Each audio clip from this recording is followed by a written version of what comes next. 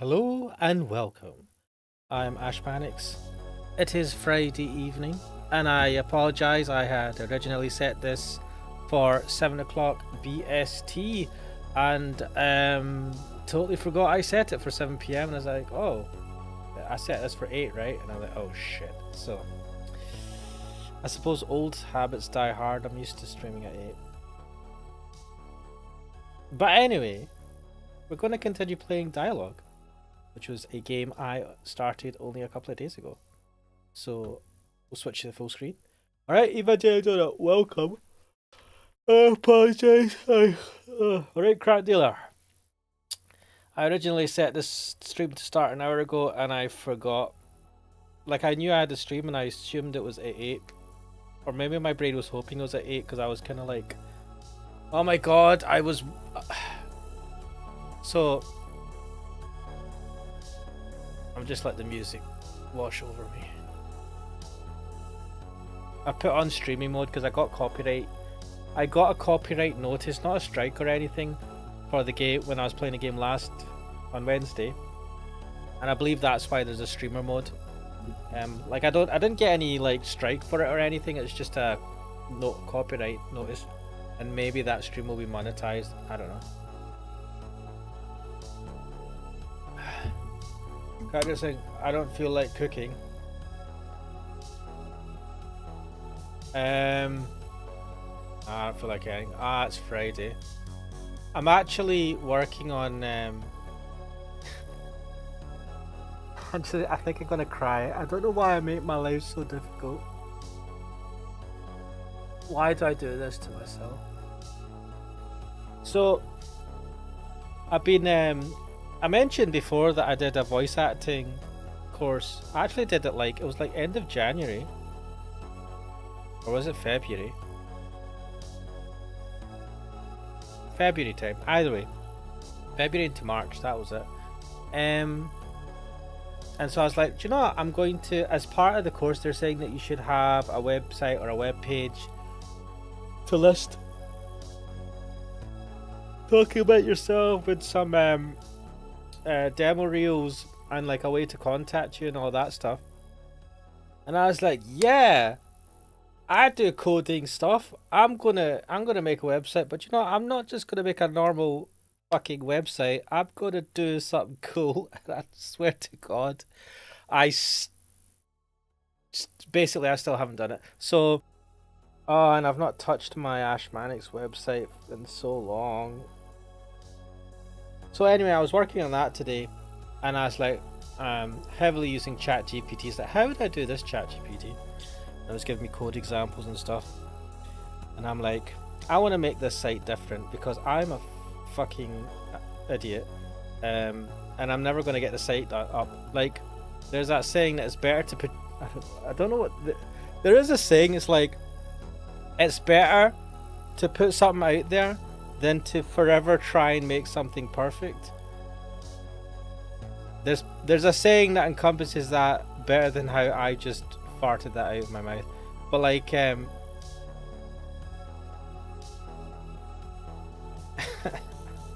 don't know why I do this to myself. I'm like, no, I'm gonna do this website, it's gonna be cool. I'm just gonna like fucking make my life 100 times harder working on it. And then it's never gonna get done. And the whole point of it is just like, I mean, who spends loads of time on a website, right? Most people just spend shit tons of time on like YouTube or whatever the fuck, social media. I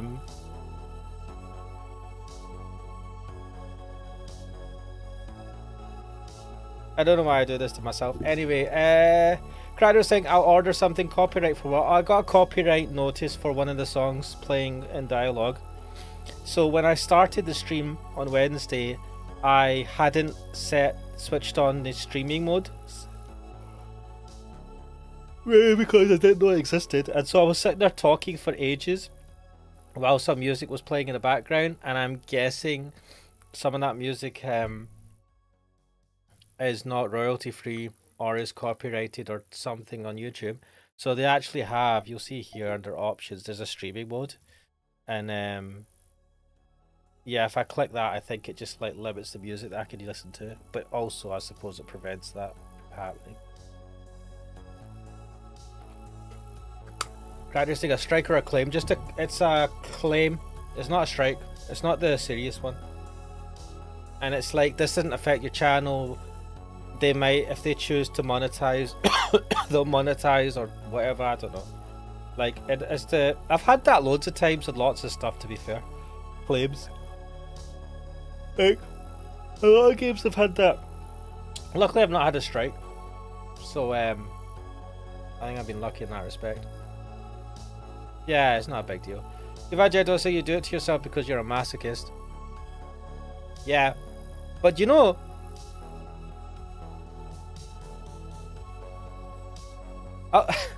it boils down to I want to make something fucking cool. I don't want to just fart some shit out there, and I know.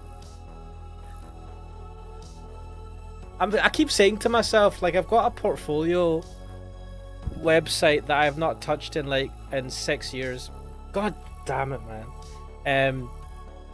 And even Ashmanic's website I've hardly touched. And I say to myself, oh, I want to redesign this and just make it look cool. I want to give it some anime feel or some shit, right?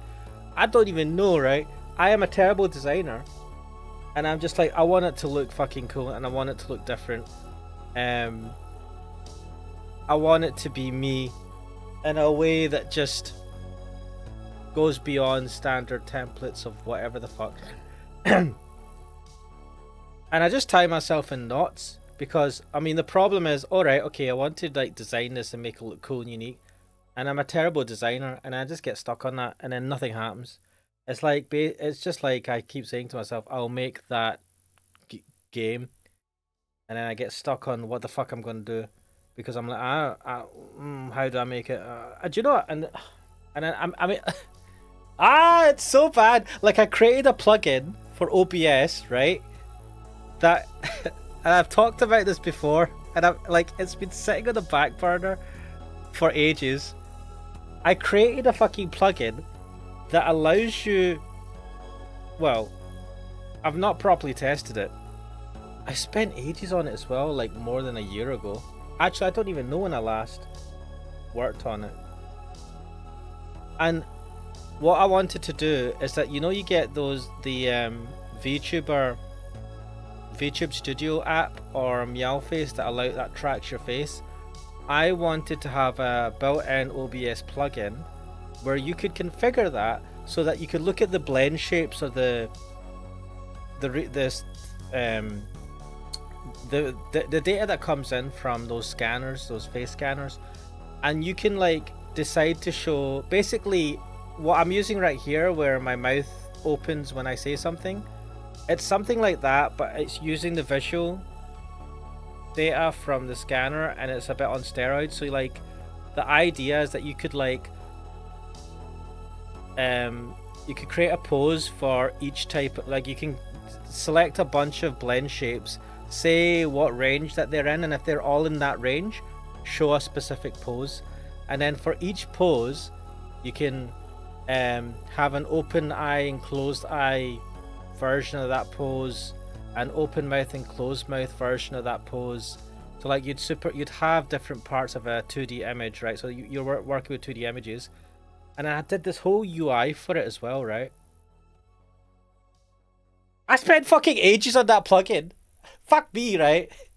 And then I stopped on it because I couldn't draw for shit. I was like, alright, I need to draw an example, like a test avatar, right? So I need to do some poses. I need to do some eyes open, some eyes closed for a couple of poses and just test it out. And I fucking couldn't be arsed to do it. Why do I do this to myself? And then on top of that, this plugin is obviously going to be free, because any plugin, well, I mean, you can charge for plugins on OBS, but you have to make the code available for free. It's part of the kind of licensing for OBS. I think it's like the GPL v3 or something. I might be wrong. Anyway, it's one of those things.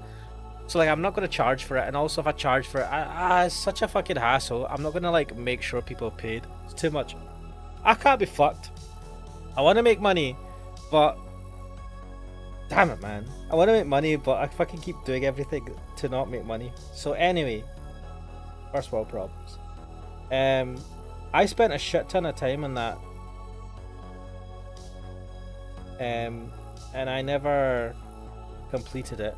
So that's something I need to go back to and actually test out to see how well it works, because it doesn't use that was the other thing I wanted to do. I wanted to because it doesn't listen to your audio from your mic to move the mouth, which would probably be better because that'd be live.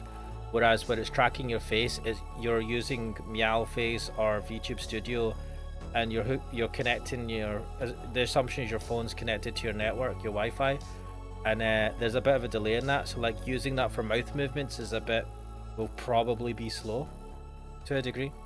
And then sometimes it's just simpler, like this mouth movement I have here is good enough, right? When you're doing stuff in 2D, like I want to do things like anime. It's like there are certain things where it is the limitations imposed on a lot of animation that have made anime what it is. Like the extreme facial expressions are there to make it obvious what a character is expressing, because it's easier to just do something that's extreme for a couple of frames than to actually draw like realistic emotions. There's all sorts of things, and it's like that. I want to embody that ethos in this fucking plugin that I spent way too much I was well impressed with the UI as well. It took me ages. God damn it. Do you know, if I ever go back to that code, I won't know how the fuck to get it working. Evan says, and before the site requires age verification. Lol. No, I mean, it's my own site. I got it hosted with a web host and there's no dodgy content on it. Well, I suppose if I put demo reels of me saying stuff that was adult, like, you know, swearing or whatever, I mean, yeah, whatever. Crackdersig, just do it. I just fire it out there. Go fuck this. Here's a video. I can't remember how I made this. I did actually code this. Oh fuck. I need to get back into. You know, I just like I go into, it's not like existential dread, but it's like it's like the version of that in terms of your confidence and your ability to learn. I'm like, do you know what? I'm not improving in my drawing. I mean, this is because I don't hardly practice, right? But I'm like, I'm not getting anywhere in these things. I'm never, like, I'm getting old, man. Middle-aged, man. I'm never gonna fucking master this shit. Why am I trying? Why bother, guys?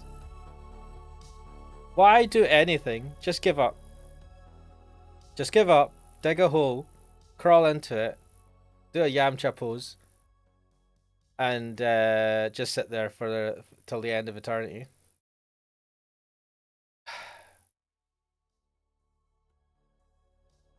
It's so frustrating. It's so frustrating. Imagine I don't say release it before someone else steals the idea. I don't care if someone steals the idea. I'm not making money out of it. I mean, if I was worried about that, I probably wouldn't talk about it on stream. It's a ball ache to do though. Right, so like there's things that exist that probably already do that, have that functionality. The only difference with my thing is it's an OBS plugin. Like, it's the example I'll give you is the thing that I would say I'm quote unquote famous for. Well, I say famous, I'm not famous for it. Let's not pretend. But the thing that I'm quite proud of in terms of the coding stuff I've done under the Ashmanix name, which is the countdown timer I did for OBS. I mean, it's not rocket science. You have a timer, you get it to count down, when it hits 0, something happens, right? I mean, let's be honest. I mean, you already had scripts for it in OBS. There's already like, there's ways that you can like go to a website and use a web, whatever the fuck it is OBS allows you to do to like access a website within OBS, show it or whatever, and like it's all been done before, probably better. The only difference was that, and this was the difficult part, was that OBS is a bastard to write plugins for. This fucking documentation, non-existent. If I didn't have ChatGPT and stuff like that, I would have been fucked. well, no, not just ChatGPT. If I didn't have access to code, from other plugins, existing plugins by people like Exceldro. I feel like I'm getting that name wrong. One of the most prolific, prolific, is that the right word? Plugin coders for OBS. I think it's Exceldro. They're like, without that I would be fucked. So, yeah, the only difference was it was native and people, if you could figure out how to install a plugin, because OBS installing a plugin was not a fucking simple thing either. God damn it, man. That was it. That was the only difference, and the fucking wall of effort just to get it to work natively, because you have to figure out, if you don't code in C++, which I don't usually do, that's a fucking hassle, or C++ or C. And if you're not familiar with the Qt framework, which is what OBS uses for its UI, you're fucked, right? It was such a fucking hassle. Do you know what, actually, like, I got into like this like flow state, and I was like not eating properly and stuff like that when I worked on that plugin. And I suppose I should look at that, and it's like, it's hit like 3,000 downloads overall or something. 3,000, not 3,000. It's hit like, and to be fair, we take this with a pinch of salt, because the way it, the OBS forums registers a download, it's just when someone clicks the download button to list the stuff that you can download, so it doesn't mean much. But it's gone over 300,000 downloads for the plugin, right? Which I would say is pretty good. Fucking hell, considering nothing else in my life has fucking had that much use. I don't know. Midlife crisis, is Crack Dealer saying yes. I mean, to be honest, Crack Dealer, I've been having this midlife crisis for the last 20 years, so I don't know. Not 20 years, my whole life. There's been a whole life crisis that's now reached midlife. I don't know. Fucking hell. It's that feeling, and I'm pretty sure most of you guys will be able to relate to this. Is that feeling where you feel like you're just spinning your wheels and you're going nowhere? I feel like that in life, in all my hobbies. I'm like, what have I achieved? Fuck all!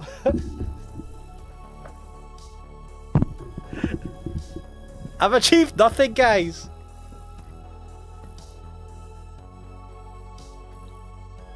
Yeah, this is definitely a full life crisis.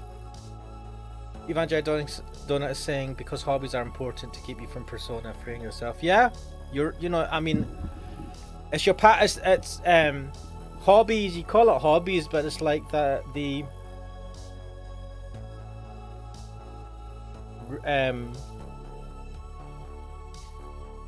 words escape me. I'm very bad at this. You'd think I might have talk.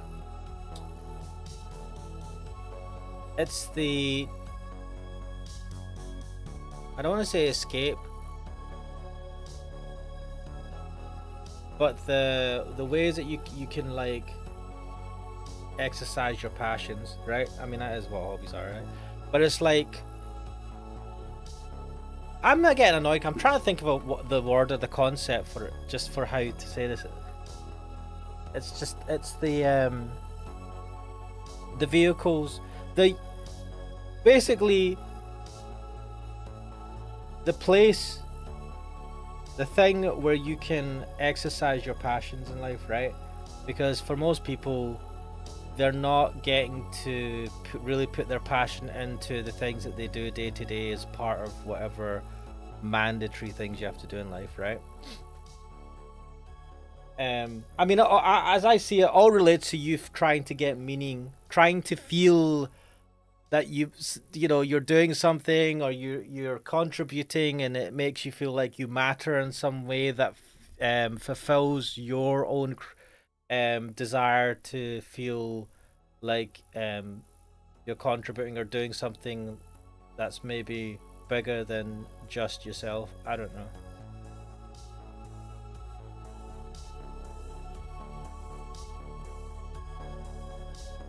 I wish I was I mean, maybe I'm a massive narcissist. I wish I was a bigger narcissist. I wish I just didn't give a shit, man. It's just like, you know, who cares about passion? Who cares about doing stuff? Just be a crypto bro. Start a YouTube channel where you lie about fucking making shit tons of money. Sell a course, make bank. Screw over hundreds, if not thousands of people. Take their money, run away, don't give a shit. Say that's just the way the game is.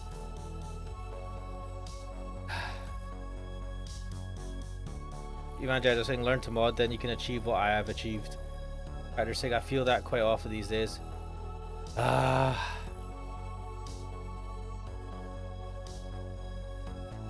thing is, right, a part of me knows that to say that you've achieved nothing in life,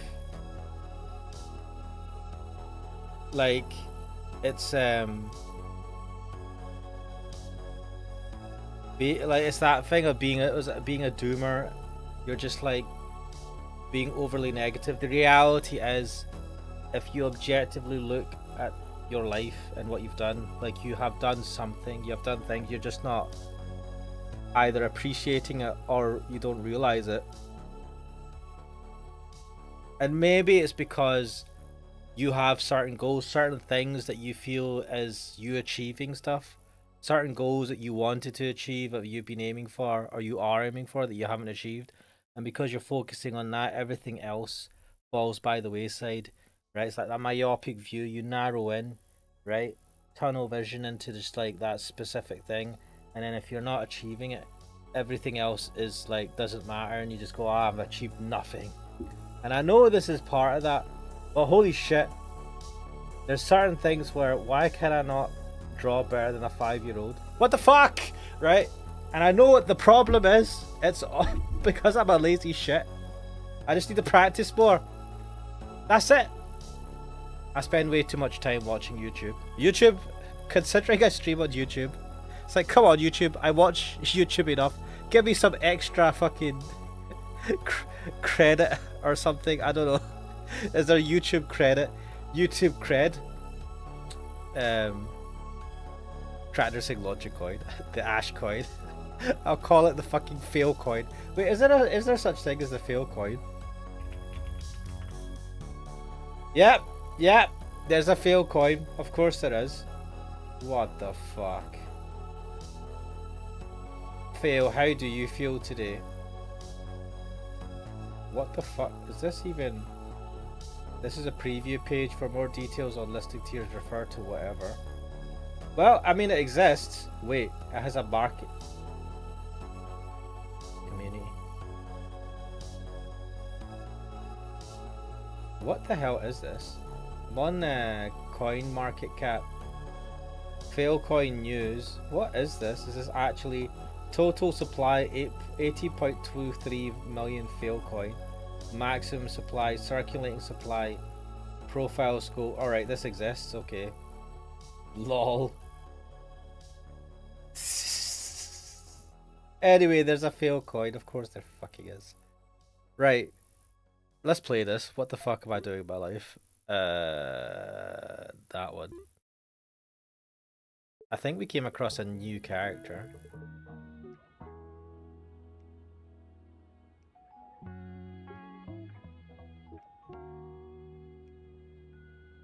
You know what? No, I should have maybe started this and then ranted. This feels chill, this music. Right, let's see what's on the SNS. Wait, which one's new? Controversy after under... Oh, we read all this. These are all the same. What the hell? This is basically a dildo for Eves. Anyway, well, that's how I interpret it. Vibes. If I don't think, ooh, this song gives me the late 90s R&B vibes. Vibes.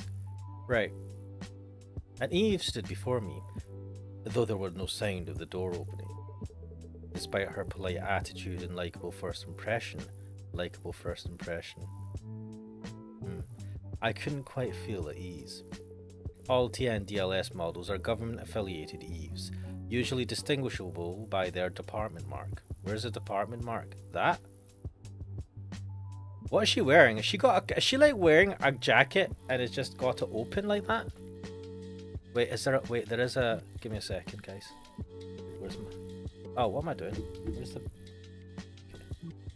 Yes! Whoever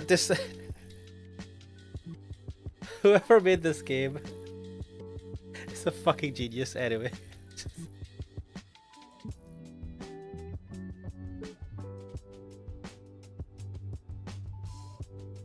Oh well, anyway, I was just wait, the H is not working now. Right. But I couldn't see any mark on the Eve before me, nor was there any other way to confirm her affiliation. Uh-oh. My Jedi is saying, gonna be AFK for a minute. No problem, man. Of course, nothing official in Chroma City was particularly trustworthy. But I reacted unusually sensitively to that mark. Prey says I look at that mark with eyes of a sinner. What mark? Which probably isn't polite behavior towards a customer. Is there like, is it this? Is there usually a tattoo on them or something? I don't know. Are you saying that there's a marking on them? Crackdeer is saying, are all Eves female? Now, I want you to think of. I want you to think about that question, Crackdeer. I want you to think about this game. Who, at least the main girl seems to be, because she's featured on the intro screen. And the fact that they're called Eves, which reminds me of, what the hell is that other game? It's the one Kuxo was playing. South Korean game. What was that game called again? Games with Eves, South Korea. What was the game called again? Stellar Blade, that's it. Now, I've got a... Now, I'm not a big man. But if I was to bet, I would say yes. All Eves in this game are going to be female. But I might be wrong. Prove me wrong, D1AL-ogue. But, you know, I'll be happy either way. If they're all female, it's all good. If they're not all female, it's all good. It's a win-win. Anyway. Before we start, excuse me, but may I ask what specific purpose you are specialized for? It's a bit rude. If it's military, private maintenance is legal. Ah, you wouldn't know since I'm not wearing protective gear on my day off. Has she got a little fang? I am Orca O'Hara. Wait, Orca O'Hara. God, that's going to be hard to pronounce it. From the Urban Recovery Agency of Chroma City. Urban Recovery? Uh-oh. You can just call me Orca for short. Thank you, that makes my life a lot easier. Although designed for rescue and disaster recovery operations, I'm a model equipped with multi-purpose functions like other EVs to reduce citizens' aversion. What? To reduce citizens' aversion? Does that mean that you're made to just look more human-like? Oh, Crackdeer's food's here. See you in a bit. Rescue. You have quite an ordinary appearance for someone deployed to rough sites. Ordinary appearance? I mean, they can look however they want, right? Like, you can't... That doesn't tell you how strong or whatever they are. I don't know. In fact, it wasn't an ordinary appearance. Rescue specialized TN-DLS models possess an appearance generally considered beautiful to reduce aversion.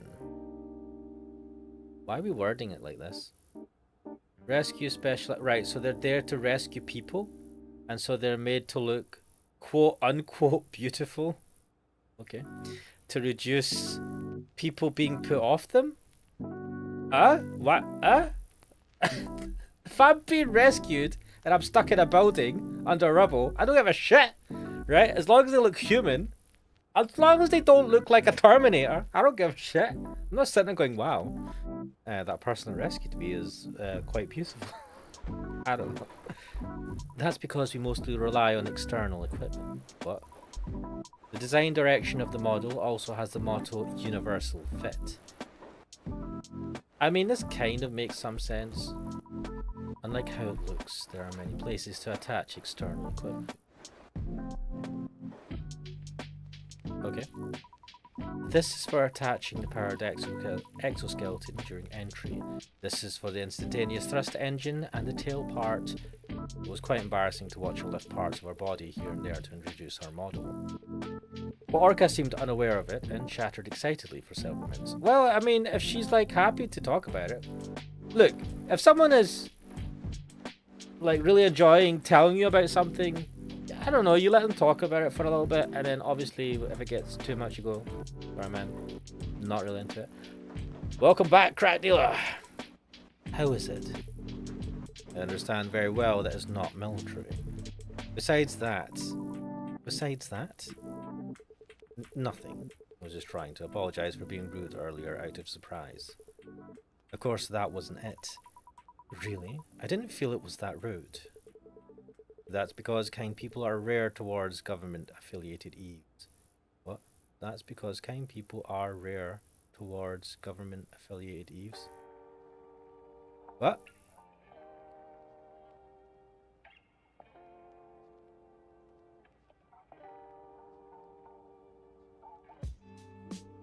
Is he trying to say that people are rarely kind towards government-affiliated eves? If you thought I was similar to others, then that's normal. That makes sense. What kind of maintenance are you here for? I was recently assigned here, so I need to submit an inspection confirmation by tomorrow. You are assigned here? There aren't any major problems, so it shouldn't take long. Looks that way, but you never know until you check. I'll boot up the maintenance console, so please wait a moment. Character saying, I don't know, I love listening to people rant about something they are very passionate about. It feels,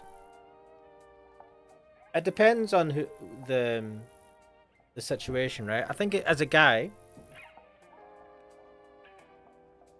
like when someone is like going off on attack, like or just like ranting or whatever about something they're really into, like you're just like, oh, that's cool, right? But I feel like maybe if you say you're a girl and that person is trying to like chat you up and then they go off on a tangent of something they're really into, it's like super awkward. But for me it's no problem. I don't have that problem. Like I like just usually people just talking about something they're passionate about. That is good stuff. Anyway, what is going on here? Ahem. Perhaps because everyone is preparing for a polar night day, the streets are intensely lively, aren't they? Did you just change this conversation to the equivalent of the weather? Polar night day. One of Chroma City's prides and a pride of prides. A holiday unique to the city and a festival ground. I'd even forgotten that it wasn't far off. It's a holiday unique to the city. Did you come for sightseeing before? You don't have to say if it's hard to talk about. No. A few years ago, I visited Chroma City due to a support request. It just happened to be Polar Night Day. There was a support request even to nearby cities. Yes, back then I was working Luminance City, located south of Chroma City. It was complete chaos. The violence and confusion amidst the cheers of the festival were shocking even to me. A hologram panorama covering the sky, and below it explosions mixed with smoke. Must have been terrible. Yes, screams mixed with beautiful night views and hopeful music are quite shocking. Wait, what happened? The show went on as if indifferent to the tragedy, and most of the crowd was too intoxicated by the festival to even know what was happening. The organisers, who knew about the accident, went along with it too. It was probably because of the budget. The hologram panorama called Chromatic Zenith is one of Chroma City's prides. They say it's for the citizens' sense of belonging, but they pour an astronomical budget into it because it's an event that generates huge tourism revenue. Too much money had already been poured into cancel just because an accident occurred. So it's about money. It's always about money. Excluding talk of budget and compensation, all that's left in Chroma are patience. Not that I like it, but it's the unavoidable reality. That's sad. I'm sorry. I unintentionally said something depressing.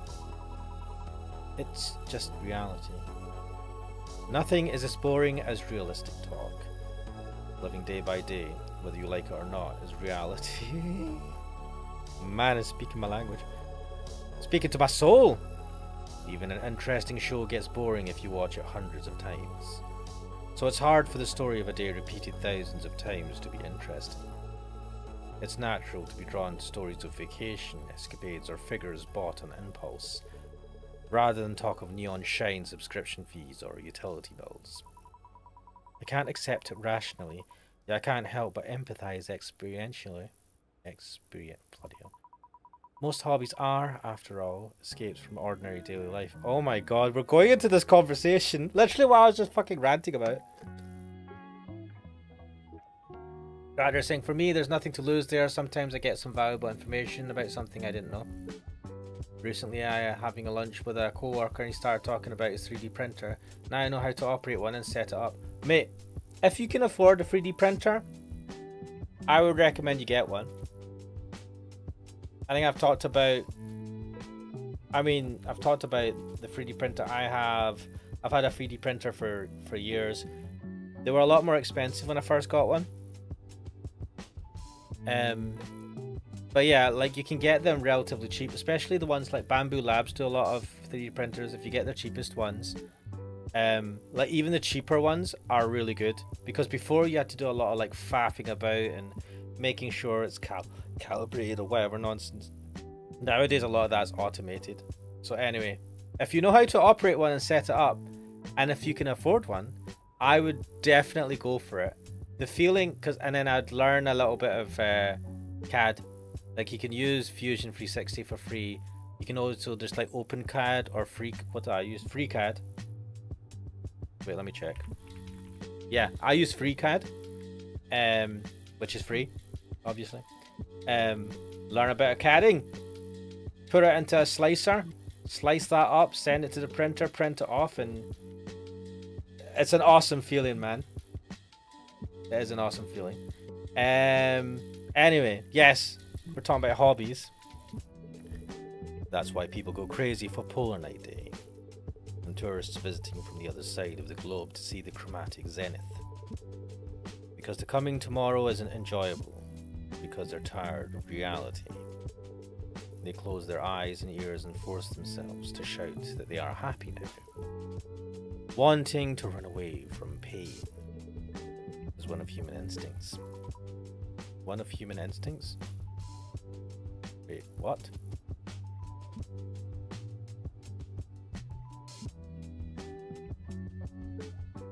Wanting to run away from pain is human instinct.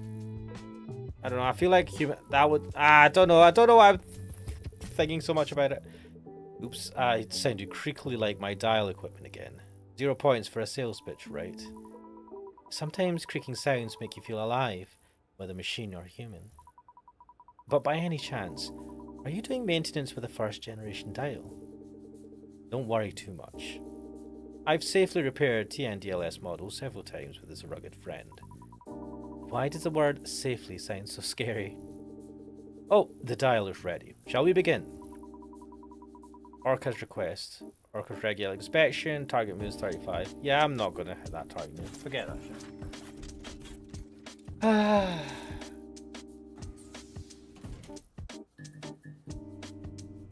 Crowder's saying there's the Edge Runners logo. Where did I miss it? Also, wait a minute. Has she got a tail?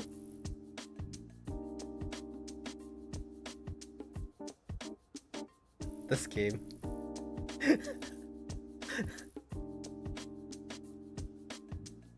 Wait. What are you talking about? You're saying the Edge Runner logo where? This game, man. Oh my days. Right, shall we get into it? Right, what are we doing? We need to have... Oh shit, one of these and one of these. Wait. That one there, that one there. So, let's get one here, one... Fuck! Yeah, okay. There. And we need to make a big one, right? Oh shit, I don't know what the fuck is going on here. Oi, what is... Man, I don't understand what's going on here. What? Oh shit. Bro, I don't know what's happening. Fuck. Right. So that needs to be there. I've completed a unit replacement for that part. How is it? Please feel free to tell me if there's any discomfort or awkwardness. No, it's much more comfortable than I thought. My worries before the maintenance were pointless. It actually feels smoother than the 5th generation dial. That's a relief. But should I say it tingles? It keeps throbbing.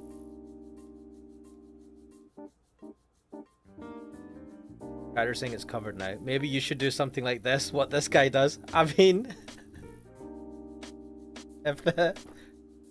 I wouldn't say no, but yes, we don't live in a world where we have eaves, I guess. Please be a little gentler. This area is densely packed with neural elements.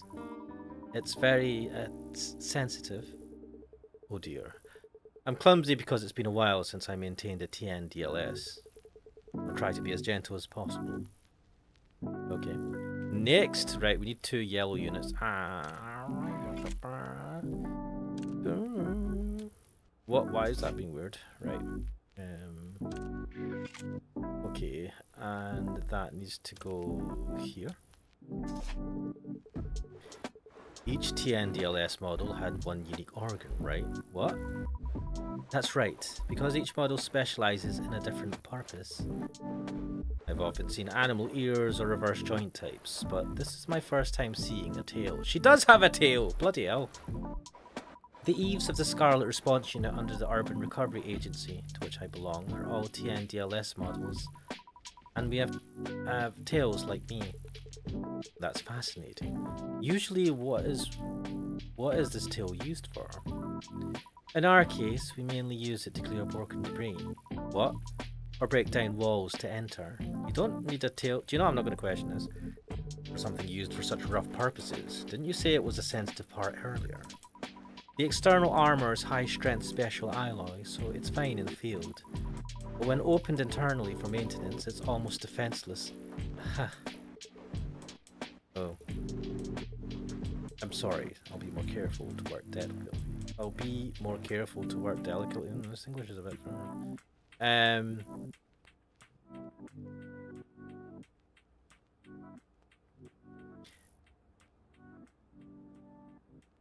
Cracker saying become a tattoo artist. I'd be terrible at that. I can't draw for shit. Oh damn! I need 3 of these. Feck. Right. How do we do this?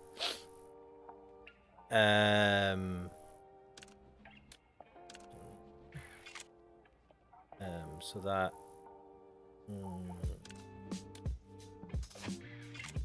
Right. So how do we?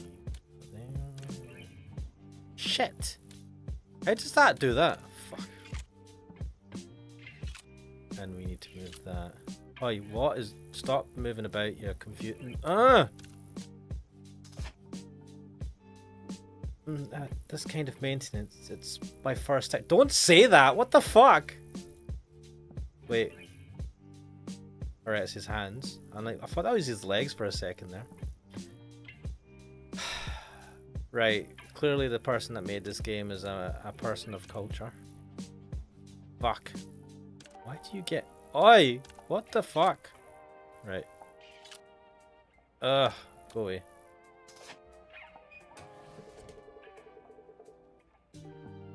As you said, it was a regular checkup. And there were no major problems, so it finished quickly. Oh? That unknown heavy feeling that was dragging me down has disappeared. No, it's more than that. It's refreshing. Manager, you have quite an interested look on your face right now. Orca's reaction was so vivid that I focused without realizing it.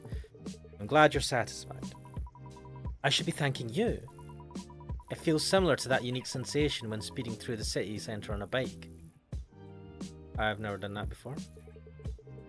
Better saying, I feel like that's the closest thing to whatever he does realistically. Yeah, you know what? You're right. Roaming Chroma City while feeling the wind directly. You have a bolder hobby than I thought. Yes. In Luminance City, my hobby was riding a bike to get some air on my days off. I don't have a car in the first place, and I like bikes. This automatically makes you awesome. And I mean, I don't ride a bike, but still. And I prefer the openness of a bike to the enclosed space of a car. That peculiar stimulation where the gaze of others mixes into the liberating feeling of being open on all sides. It really feels really good. Every hobby has its own tastes. Damn, Chris doesn't agree. I apologise for the roughness during the maintenance. No, it's just because I'm particularly sensitive compared to the same model. Because you kept talking to me in between, I felt reassured at the end and it didn't hurt at all. My body feels completely lighter too. I can endure this much for this level of effect. Orca started stretching her body here and there as if to show off. A careless Eve in a narrow space. As long as she doesn't bump into anything, it's not a bad view. This guy. Cratter's going, yo, best girl. I know, right? She gets it. Put a ring on her. Cratter's saying, I love that film. Oh, you got a motorcycle? I feel like you've probably mentioned this before and I've forgotten because I forget everything. I have thought about it. I actually did take lessons many years ago. But I never got a license. And then and obviously never got a bike. Which is probably for the best because I hear that there's a lot of people that get motorcycles when they're young. Right? They'll get the license, get a motorcycle, go riding. And then at some point they stop riding a motorcycle. Life gets in the way. They have kids. I don't know, some shit, right? And then a lot of those people, when they hit middle age and they have, I don't know, more free time or a midlife crisis, they'll get a motorcycle again, but they'll get a pretty powerful one. And because they haven't been riding a motorcycle for a while, so like they're kind of fresh to it again. And then those type of people tend to have a lot of accidents because they just try and go back into having not ridden a motorcycle for years. So I don't have that problem because I don't have a license and I'd have to get a license in the first place. But hey ho, I mean, it was good. The lessons were good. I remember one lesson. We were on a country road and the instructor, I was in the front of the group and the instructor just said gun it. It was just like open the throttle through. I mean, it's a 125cc, right? You're not gonna go, it's not gonna go fucking 200 mile per hour. But like I was like, are you sure, mate? Just like open it up and I'm like, holy shit. Tractor saying I got into it in college. Tractor was just this cool dude coming on a motorcycle and pressing all the guys and girls. I was a nerd. I didn't have no motorcycle when I was in uni or whatever. I'm too uncool for motorcycles. Actually, I didn't do much. I just replaced a few neural units to suit the environment lacking photonic data. You mean because there's a lack of light? Exactly. Both humans and Eves cannot live without sunlight. That's why subscribing to neon shine is practically essential in Chroma City. Oh man, that you know, the government would do that. Oh, you guys need sunlight and we find a way to block out the sunlight so that you can then pay us to get sunlight. Didn't Mr. Burns try to do that with in The Simpsons? God. So that's why my colleagues asked if I subscribe to Neon Shine. Because unless it's Chroma, you won't have problems due to lack of light. They made survival a paid service. I know, right? Chroma claims it's the same logic as food being paid.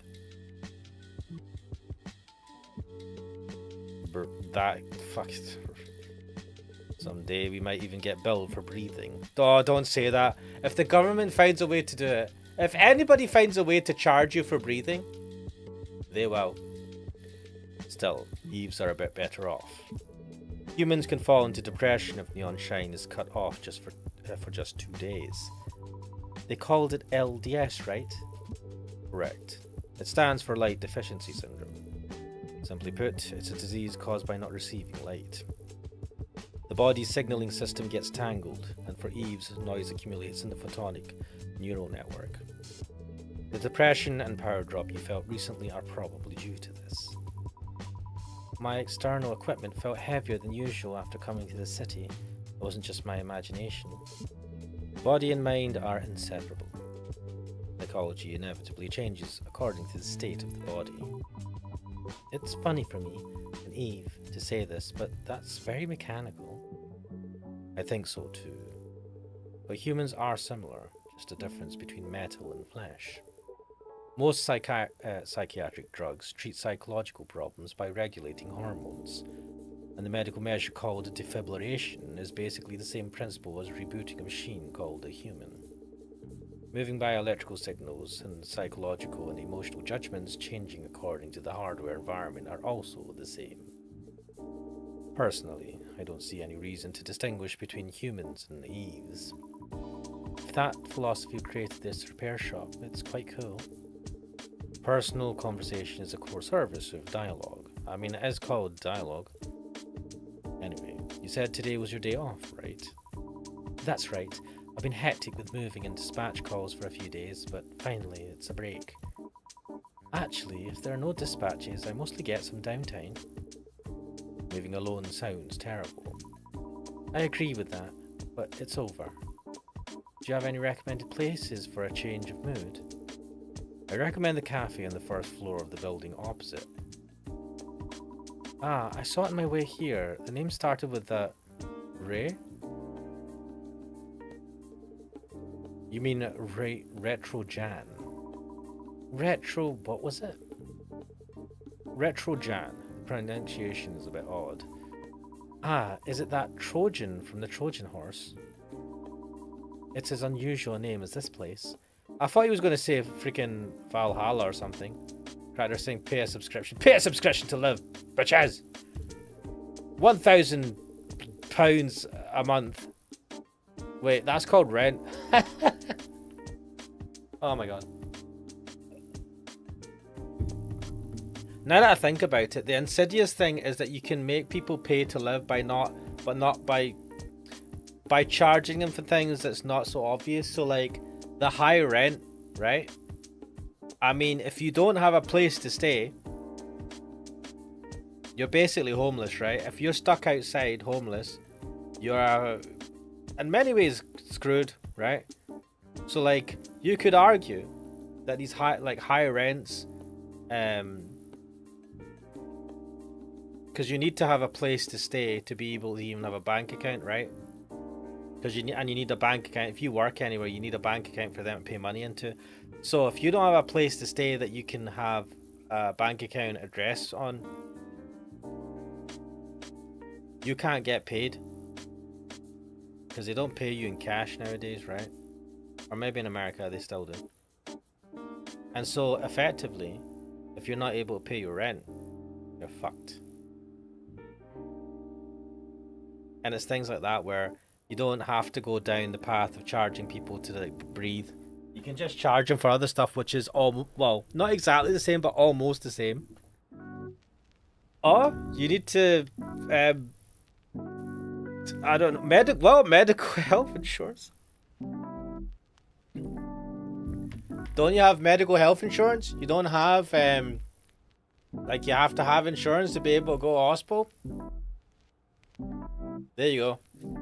Oh, you want us to help you? Okay, we are like, you need this medical help in this emergency. We will charge you an arm and a leg and basically make you bankrupt. Healthcare, yeah. Fucking hell. I mean, in the UK, we have the NHS, and yes, there's a lot of things going wrong with it, and people complain about it, but holy shit, I do not want no fucking American-style healthcare. Fuck that, right? Is that a mythical Pokemon healthcare? See, like, see for America being the quote-unquote, like, I don't know, best country ever, or you know, like leader of the free world. The healthcare stuff, holy shit, man. How? I know how, because it's like, it makes sense in the world of capitalism. It's like, I mean, healthcare isn't cheap. Government doesn't want to pay for it, you pay for it. And I'm like, alright, wait, I pay for healthcare? Oh shit. And if I'm ill and I can't afford it, then what? They get fucked. Just die. Or we'll give you the healthcare, we'll give you emergency healthcare, but we'll just bankrupt you. I'm like, could that not make me homeless? Like, I wouldn't be able to pay my bills, and I wouldn't be able to pay the rent or the mortgage, and then what? It's like, not my problem, mate. Healthcare is expensive. Government not going to pay for it. Oh my god, I'm not going down this. Anyway, fucking hell. Government sucks. Everything sucks. Economy sucks. You know, now I think about it. See if I min-max life, right? I need to make a bunch of money, right? Just buy a shit ton of solar panels and some batteries, and then live out in the woods. make a ramshackle house. Have a shit ton of, like, just like buy a bunch of land, make a shitty, like, a building, as long as I can get fiber internet and I have a place to put my computer. Everything else is optional. Got my solar panels, got my batteries to store it overnight. Live off the grid, man. Actually, nah, I don't care. I would rather go live in a Japanese countryside and become a farmer. Nah, man, I need my internet. Fuck that. No, I need internet. I mean, I suppose I could get used to that type of life of, like, you know, actually touching grass. Bloody hell, I'd have to go outside and talk to people.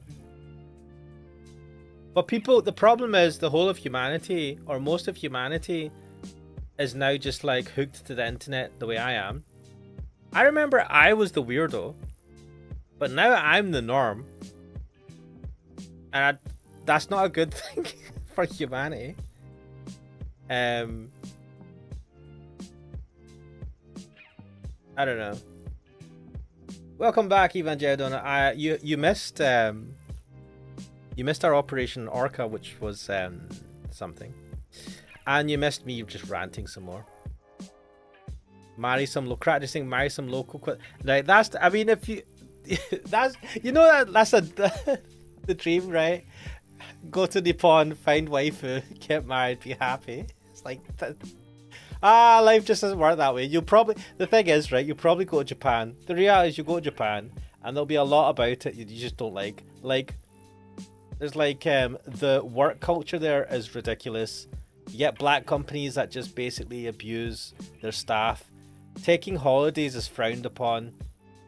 Like, you're not, like, even though you're given mandated holidays, you're not supposed to take. If you take it, people like frown upon it. It's like, there's a lot of stuff there, and then they're not very pro tourists or foreigners nowadays. At least a lot, like, not everyone obviously in Japan, but like the country as a whole. It's because of certain absolute dumbass streamers, like, just being as disrespectful as possible. So, like, it's not the greatest of environments. Maybe if you went like 15 years ago, before fucking streaming was so much of a thing. I mean, I went to Japan once and it was good. I didn't meet a Japanese waifu though, unfortunately. I mean, I wasn't going there to meet one, but still. Imagine saying the rants are always the fun parts. Cracker saying there's a good video I saw about that I'll find. Imagine was saying recently online Japanese people were being racist about the amount of black foreign. I know, like, it's, we'll post some screenshots. So the anti-foreigner, and therefore, I mean, especially racism towards people like black people, I mean, it's always been there, right? Let's not pretend. The Japanese people are kind of like, they're politely racist. I don't know. It's like, yeah, like, even, I suppose if you're white, maybe you get a free pass because of, white people, I don't know, white people get, but even then, right, you'll be regarded as what, gaijin, like a foreigner. But yeah, it's not good. The anti-foreigner sentiment has, you know, it gives an excuse for all the people who are pretty racist to be like, oh yeah, it's these people and these people that are messing up our country. Sound familiar, guys? Sentiment here all over the place. So yeah, Japan. Like I've heard there's even restaurants that are just like, we don't accept tourists. I'm like, fuck, you know. I mean, I've seen the videos of the streamers. Like I remember, I mean, there's one guy, he got arrested actually. I got sentenced recently. It's like because he went to South Korea and tried the same shit there. Oh, he was even worse. That, oh my god.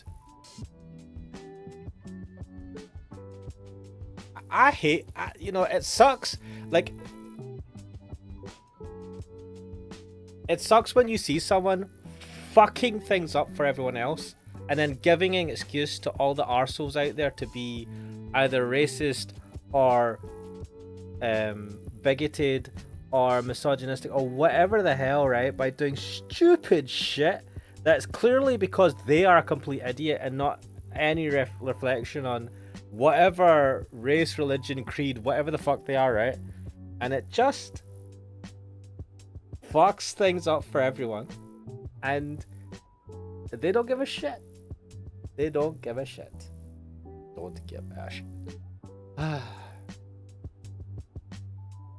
Practicing let me be in my delusion.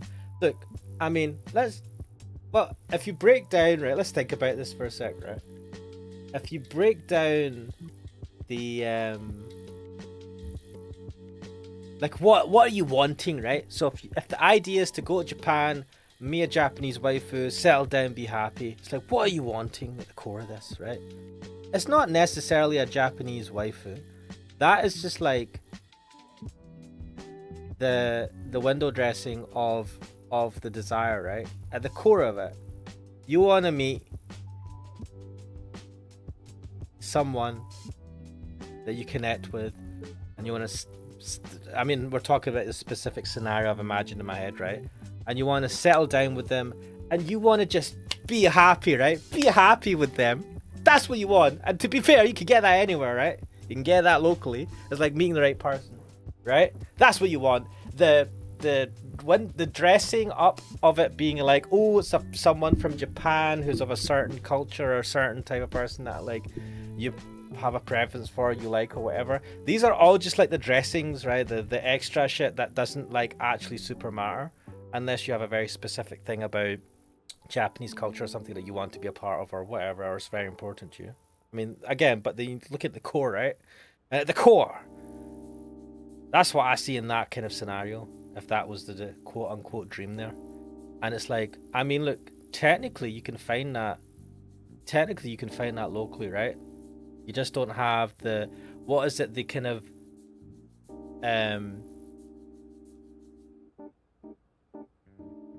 what's the word?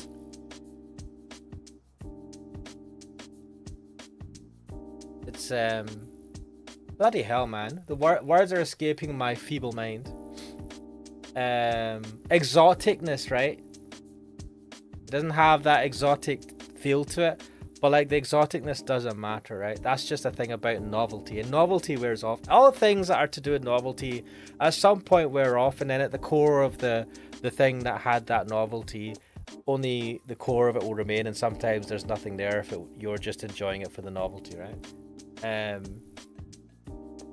Practicing, alright, back, my PC hard crash. What? I was sitting here talking to all this stuff. You want I don't think posting screenshots. Oh, here we go.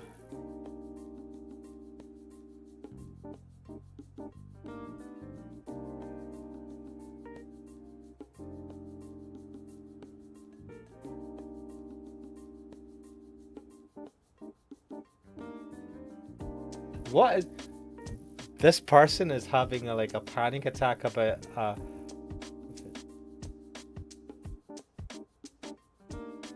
what is this tweet, man?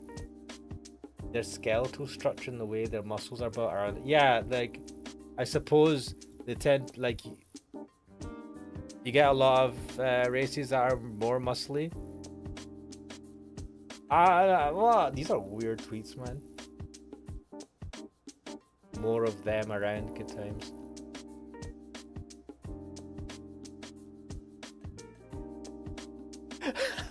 This is a really interesting thought. It's like there's a Japanese person couldn't fight them.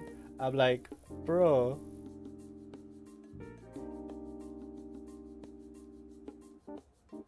What are these conversations? They're worried about the potential being hit by a big muscly dude. I mean,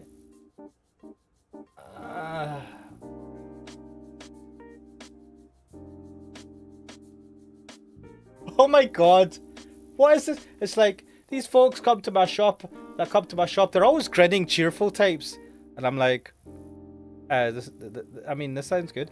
They hang out at the nearby family restaurant, but they're scary. Where's the scary part? Bro, what is this?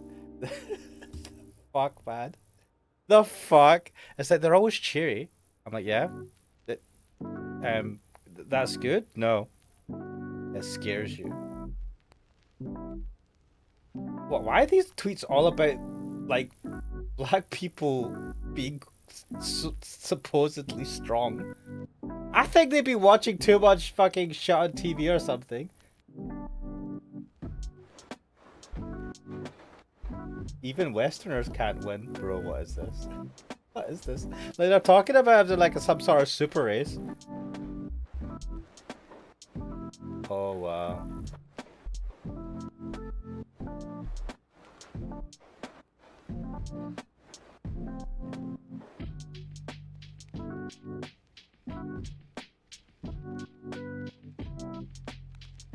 They've even built a house right next to mine and lived there. Why does that sound as if like it's an infestation? I mean, that's pretty impressive. Like they got a house built. Also, it seems a bit weird to get a house built right next to someone else's in a neighborhood. I guess that happens. Wait, well, there's no commotion or disruptive behavior. There's nothing, but still, it does feel uncomfortable. Oh my god. Oh my god.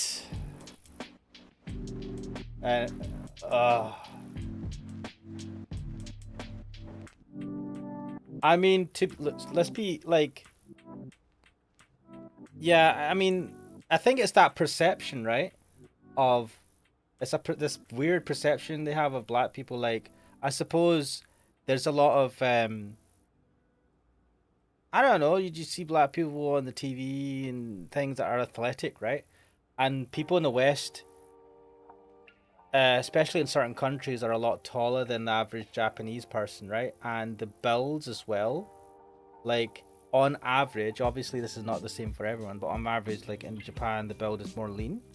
Whereas I'd say in Western countries, especially in America and stuff like that, you see a lot of people who are muscular that are just like massive muscles, right? Probably because they're on roids, right? And then this is the perception they get, which, I mean, I don't know what shit they're watching on social media as well. Fuck knows, man. I mean, also it's like, what type of people, like, how are black people represented in Japanese TV? Because you know it's gonna be some caricature. It's like how you'll get old movies, and if there's like a westerner in it, like even Bollywood movies, right? The older ones. If they have like a westerner in it, it's like they're talking it like, even when they talk, they sound stupid. Like specific characters that are like white characters from the West or something. Like they're made, and not in everything, but in some things you're like, why are they talking like that?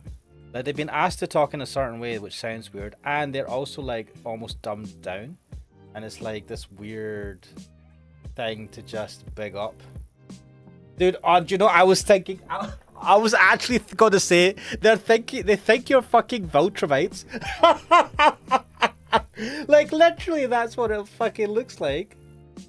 Like like, do you know, I just watched the most recent episode of Invincible today actually, and that's what I was thinking about. Um, I was like, I can't die. I died laughing reading this. He was looking at us like we have some superhuman. Like, yeah, the Viltrumites, dude. It's like they. What the fuck? It's so. I mean,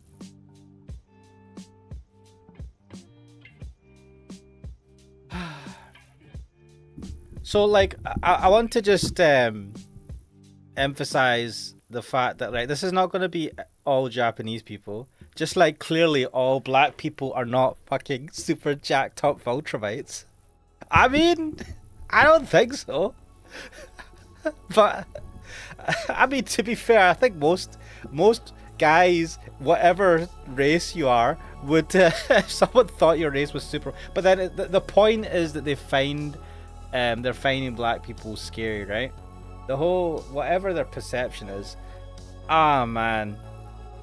I suppose it's this thing, right, where these like certain people will have these kind of inbuilt not inbuilt like thoughts in their head and they don't voice it, and then all of a sudden there's this wave of like anti foreigner, anti I'm assuming on the back of the anti-black sentiment, and then it's just like people feel like they can just talk about these things.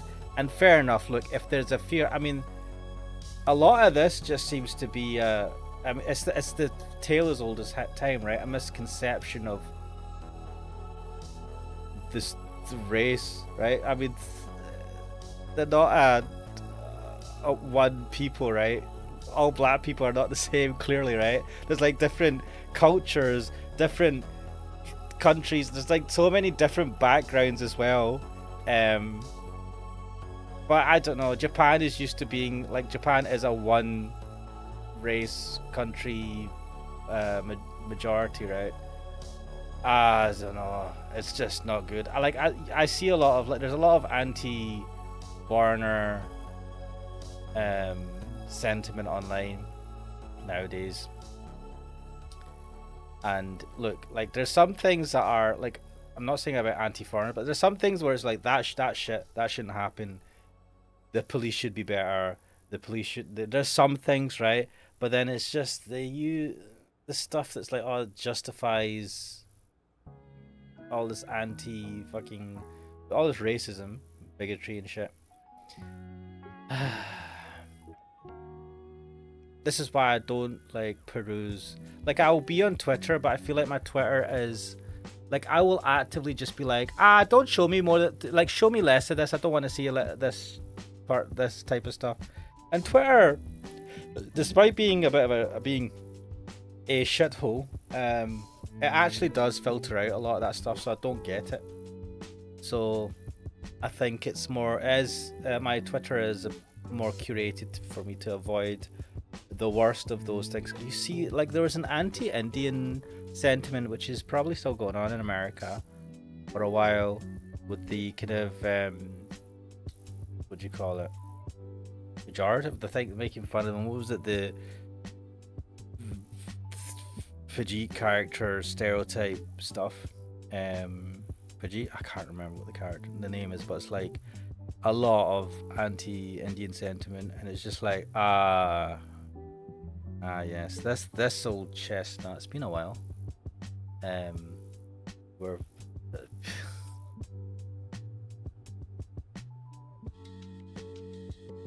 saying there's also those Nigerian scammers around Shinjuku and Kabukicho that might have played a role in adding to. I mean, there's a lot of things. I remember, I mean, you talk about Nigerian scammers. I don't know. Oh, I remember reading into this because, like, you know, there's the Nigerian scammer was a thing. I mean, it still is a thing to a degree, but it was like a massive thing. Maybe the early 2000s, or maybe the 2010s. It was a massive thing for a while. And I remember watching something or reading something that can explain, because I was like, why are so many of the scammers from Nigeria? And I think it was like, at that time, they were getting really good internet. They had really good internet, or cheap internet, that allowed a lot of people access to it. And then it was just that kind of opportunity of, wait, we can like scam these people, right? There was the availability of scamming people in the West, and especially when it's a person in a foreign country. You don't. I mean, these people are not the best people, right? But like you, it's easier to not care as much when it's a person that's like in a different country from you. And so that's, I think, one of the things that made it a breeding ground, more of a breeding ground for those type of scams.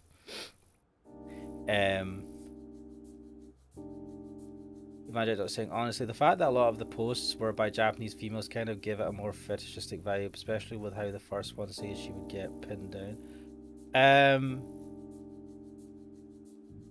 I mean, yeah, there is that fetishistic perception of the big muscly black guy, right? And like a lot of guys will be like 6 foot plus, right? They will just tower over your average Japanese. I mean, they will tower over the average Japanese woman, I would say. Yeah, maybe it is that. I mean, women in general find guys understandably scary. If there's a big buff guy, and the racial aspect, it's just not good, guys.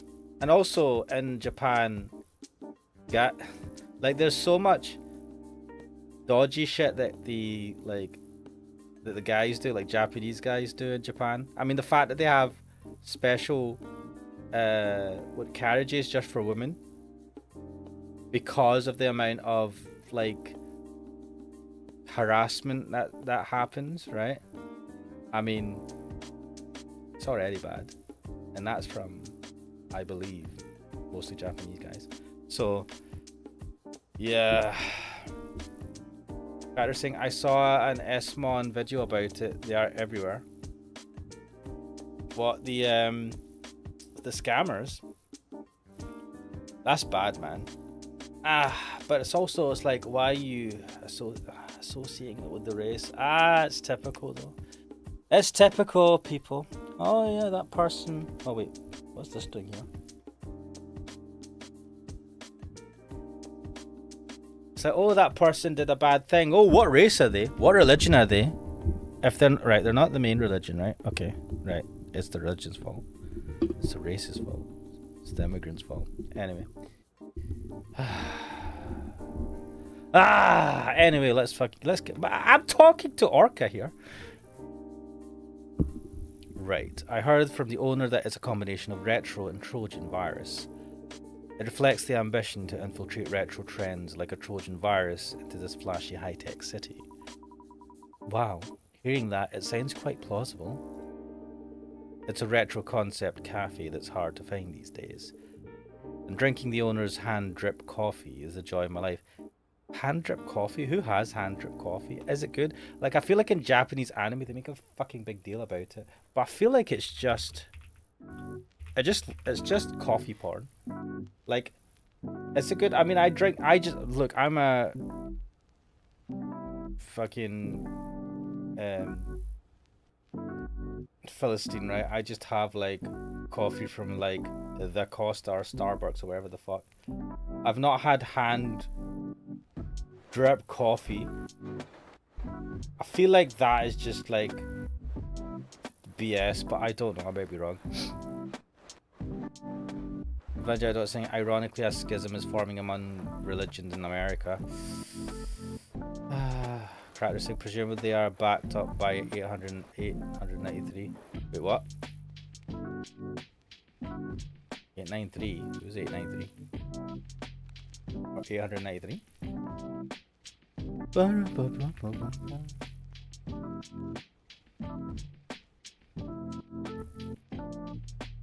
What the fuck? Oh.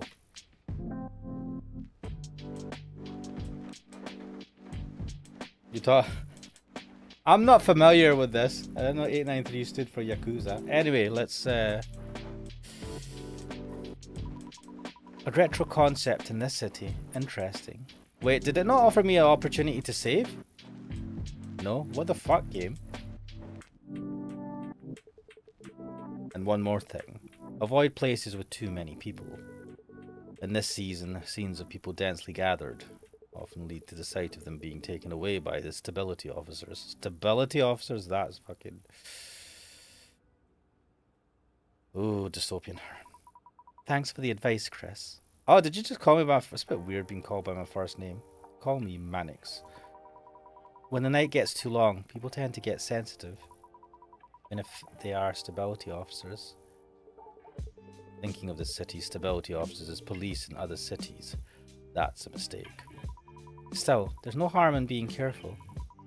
I should quietly enjoy this festive year-end atmosphere by myself. Have a good time, Orca. Thank you. See you next time.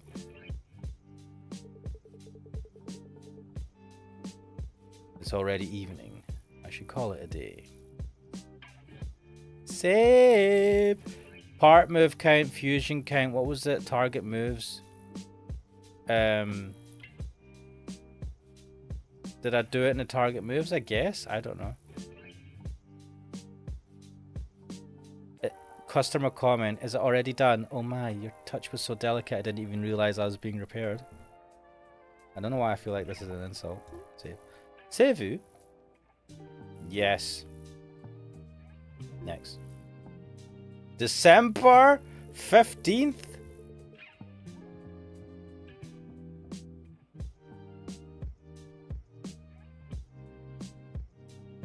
Yeah, I've imagine I just seen what you posted. Yeah, I've seen that.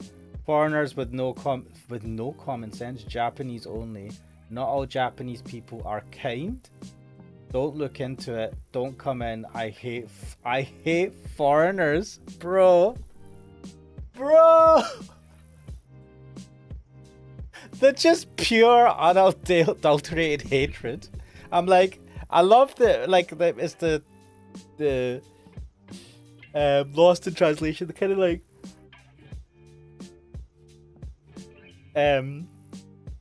inelegant kind of just, don't come in, I hate foreigners. Just pure fucking, the most pure of messages. I feel like we've gone back 50 years or fucking not 50 years, more than that. Japanese only, foreigners with no common. It's like, are you not wanting foreigners with no common sense? Can foreigners that have common sense go in there, or are you just saying foreigners have no common sense? Not all Japanese people are kind. Like, I know what they're trying to say. It's like, look, not all Japanese people are just going to accept your bullshit, right? But it sounds just like, sounds like a cell phone. Not all Japanese people are kind. Some of them are arseholes. Don't look into it. Don't come in. I shouldn't laugh. Basically, I know what they're saying. They're saying, don't come in. Don't even look in the restaurant. I hate you. Bloody hell, man. Bloody hell. Could have got better chat GPT for it. Anyway. Oof. Oof. Well, when I went to Japan many, many years ago, they were a lot nicer. And this is the thing, right? Luckily, we didn't have streaming as much of a thing back then as it is now. And we didn't have fucking idiots literally showing themselves to the world. Well, god damn it. It pisses me off. Like, yeah, these people suck. But also, like, the streamers that fucking help. Why do I care? I don't get out much anyway. I'm gonna just live in my cave. Right, let's check the SNS. What's the newest? Polar Night Day. Polar Night Day. Intensive crackdown period announcement. Urban Stability Agency news. Author USA. Alright, I was getting a bit worried there. Urban Stability Agency. This is an announcement from the Urban Stability Agency.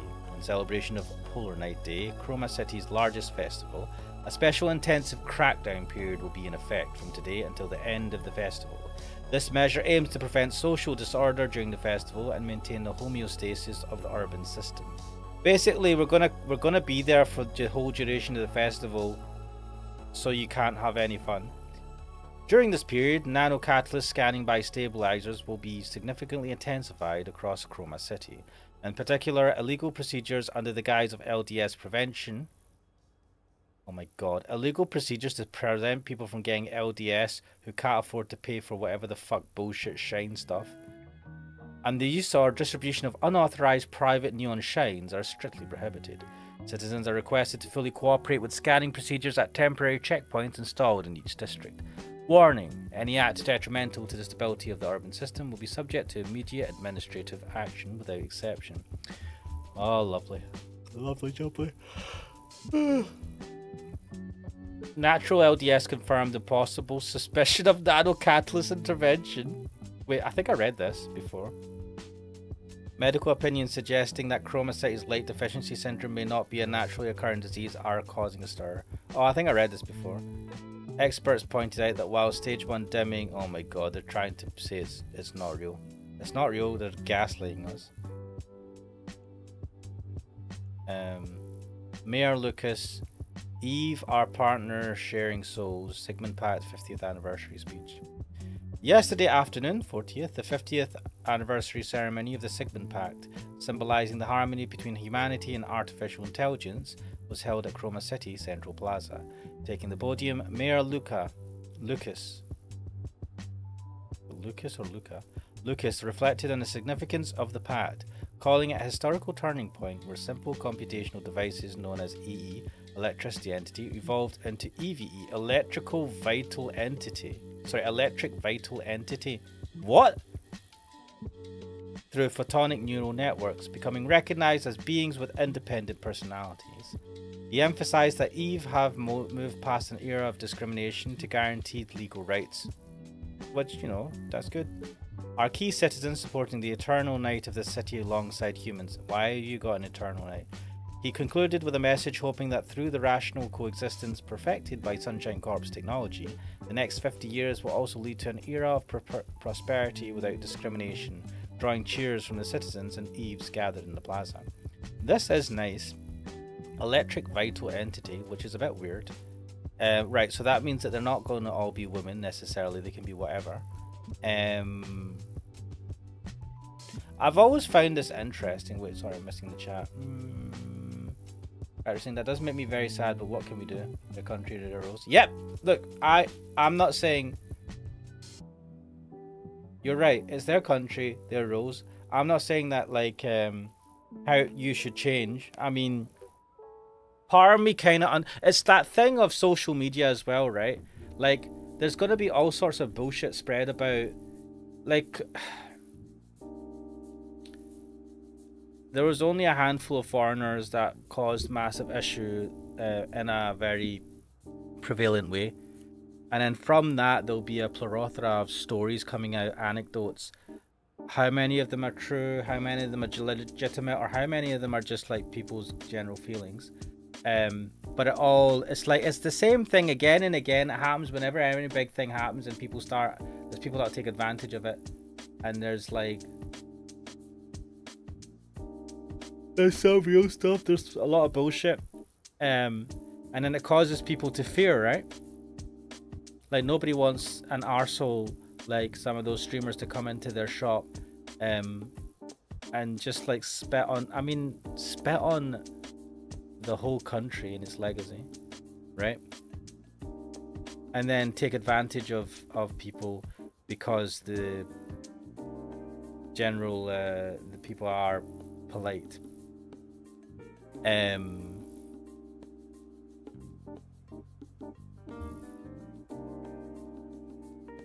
And you have that effect, and it's like, if that's how you feel, you're not going to change how people feel.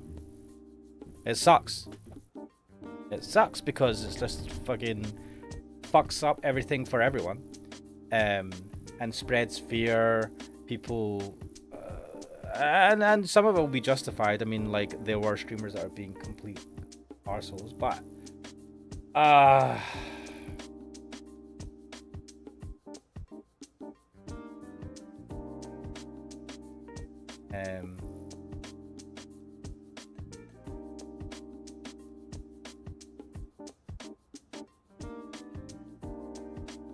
wait, what was that quote?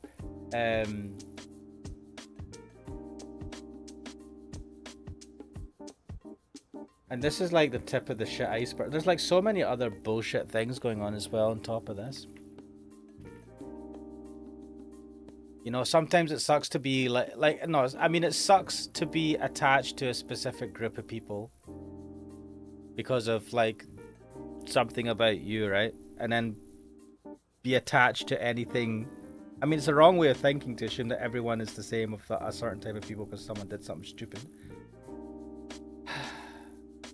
But it also sucks to be like, I just want to do my own thing, and now I'm being fucking associated with this, and I have nothing to do it. And then people are asking me questions.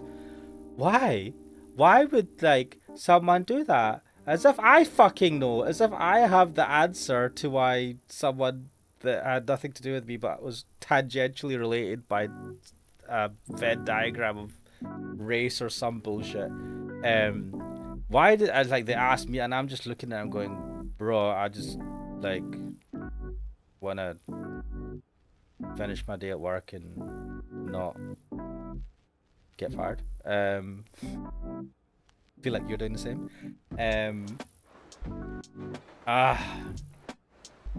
Yeah. I just saying, Ashman, what's the plan from 2000 manga in the Discord? They always had those views toward black people, unfortunately. I think there is the sentiment that's coming out, the things that they're saying, right? So yeah, like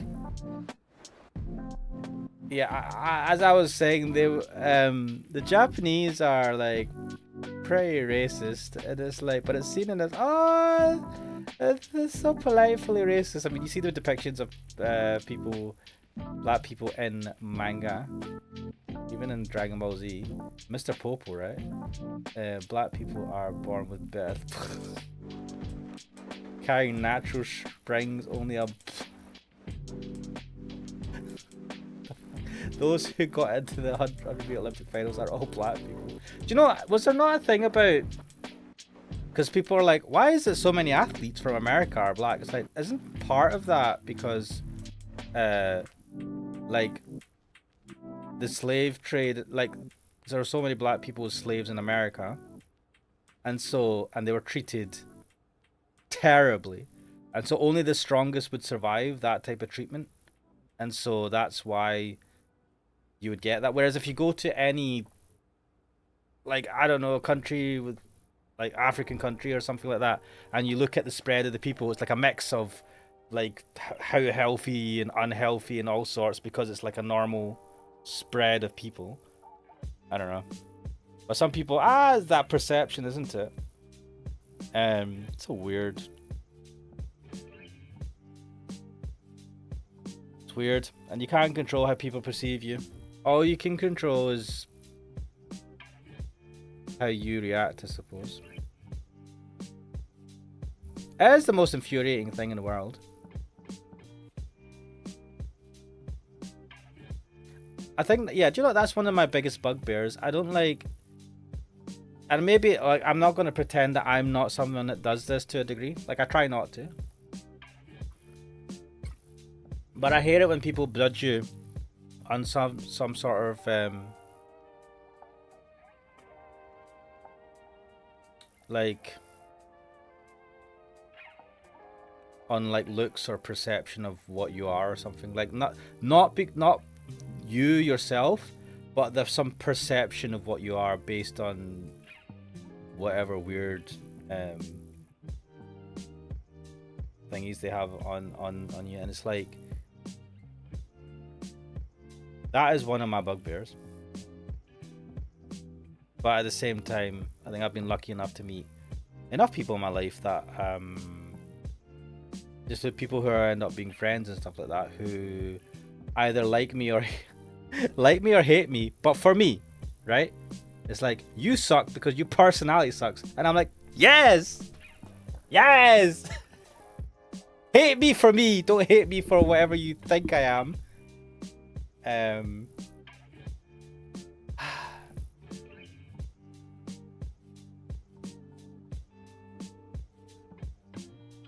Even Jadot posted in Discord, London investors placed a bet worth about 760 million on failing oil price around 20 minutes before the Strait of Hormuz was opened. Another sizable wager on the world's most traded commodity ahead of major announcements post the Middle East war. Large, well-timed trades in recent months have drawn concern from US lawmakers and legal experts that decisions around war and diplomacy can give some trade an edge in volatility and opaque derivatives. Investors sold a combined blah blah blah lots of Brent crude futures. Based on the price at the time, these trades were worth about 760 million. Iran's foreign minister posted an X that passive oil conversion was through the Strait of Hormuz was completely open during that remaining period of ceasefire in line with the ceasefire in Lebanon. The announcement pushed crude down as much as 11% on the day in the minutes that followed. Reuters reported that on the bets worth around there took place just hours ahead of the ceasefire on March 1st. Measures so far remain oil voucher. Delay attacks. Triggering to drop the crude price. Yeah, massive bets fucking with the price. Basically, insider trading is rampant. Yes, especially with the current administration in America. Oh my god. Manjetta saying, yep, they were bred like racehorses or prized oxen for lack of. Yep. So I think that does play into it to a degree. And unfortunately, and I'm pretty sure it's that perception that comes from America that is the predominant perception of black people, I think, in most places, because of American soft power around the world, the good and the bad that comes with it, the stereotypes, the all sorts of things, I think.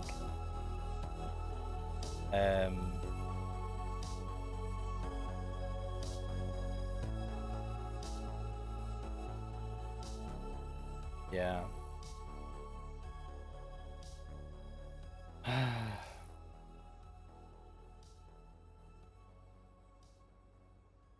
I was going to talk about, well, to change the subject towards the game a little bit, I was going to talk about the idea of like genuine artificial intelligence.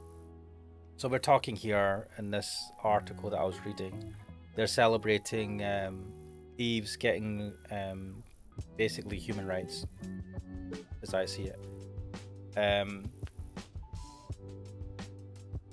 Evangelist says, I don't think America has soft power anymore. No, not now. Now, but it's a trailing effect, right? So soft power is lost now. The effect, the influence of Hollywood and all these sort of things in the past, like that will last for at least a generation if America continues to not have that soft power.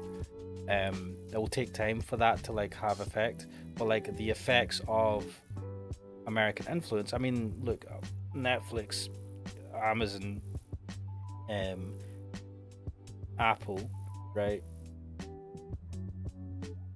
All these companies, there's a whole bunch of companies, Meta, all these companies, right, that heavily influence so many people's lives around the world, and they are America centric, right? Because that's where it comes from. So like the most popular streamers in the world are American or based in America, most of them, not all of them. There's all sorts of things. So there is a certain type of, there's an American influence, which I would call soft power, that still exists. And that is the perception that will be, that is spread the most, right? So you saw that sign said that was to foreigners. Now I'm pretty sure British people, I mean, look, I'm not going to pretend British people are great abroad. Let's not pretend, right? A lot of them are pretty shit. But I think most of them are, like most people, nice, right? Or decent. Like, you'll notice that these it's like anti-foreigners, not just Americans, because really it's like the majority I think they were all Americans, right? Like Jake Paul or Logan Paul, whatever, one of the brothers being a fucking asshole. And all the other streamers, they were, I think, all based in America, from America, right? So they're not saying we hate Americans, they're saying we hate all foreigners. They're like, bro, what did the British do? I mean, actually, don't ask that. I mean, the British did a lot of things back in the day. But you were nice to us until recently. Why are you hating the British as well? Why are we getting roped into this, right?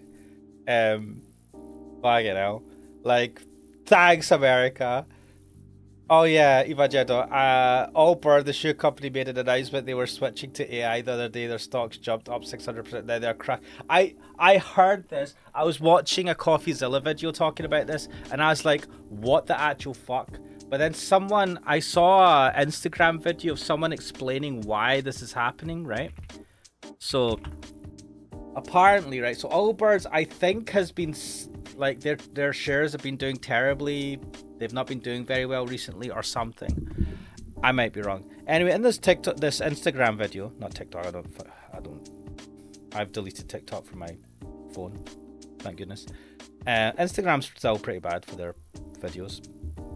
The person was saying that you get these people, these investment people, and they'll say, look, what they do is they'll have, say, a certain amount of money. They'll have, say, a bunch of companies they're invested in that are not doing too well. And so what they do is they'll make an agreement with them going, right, well, if you...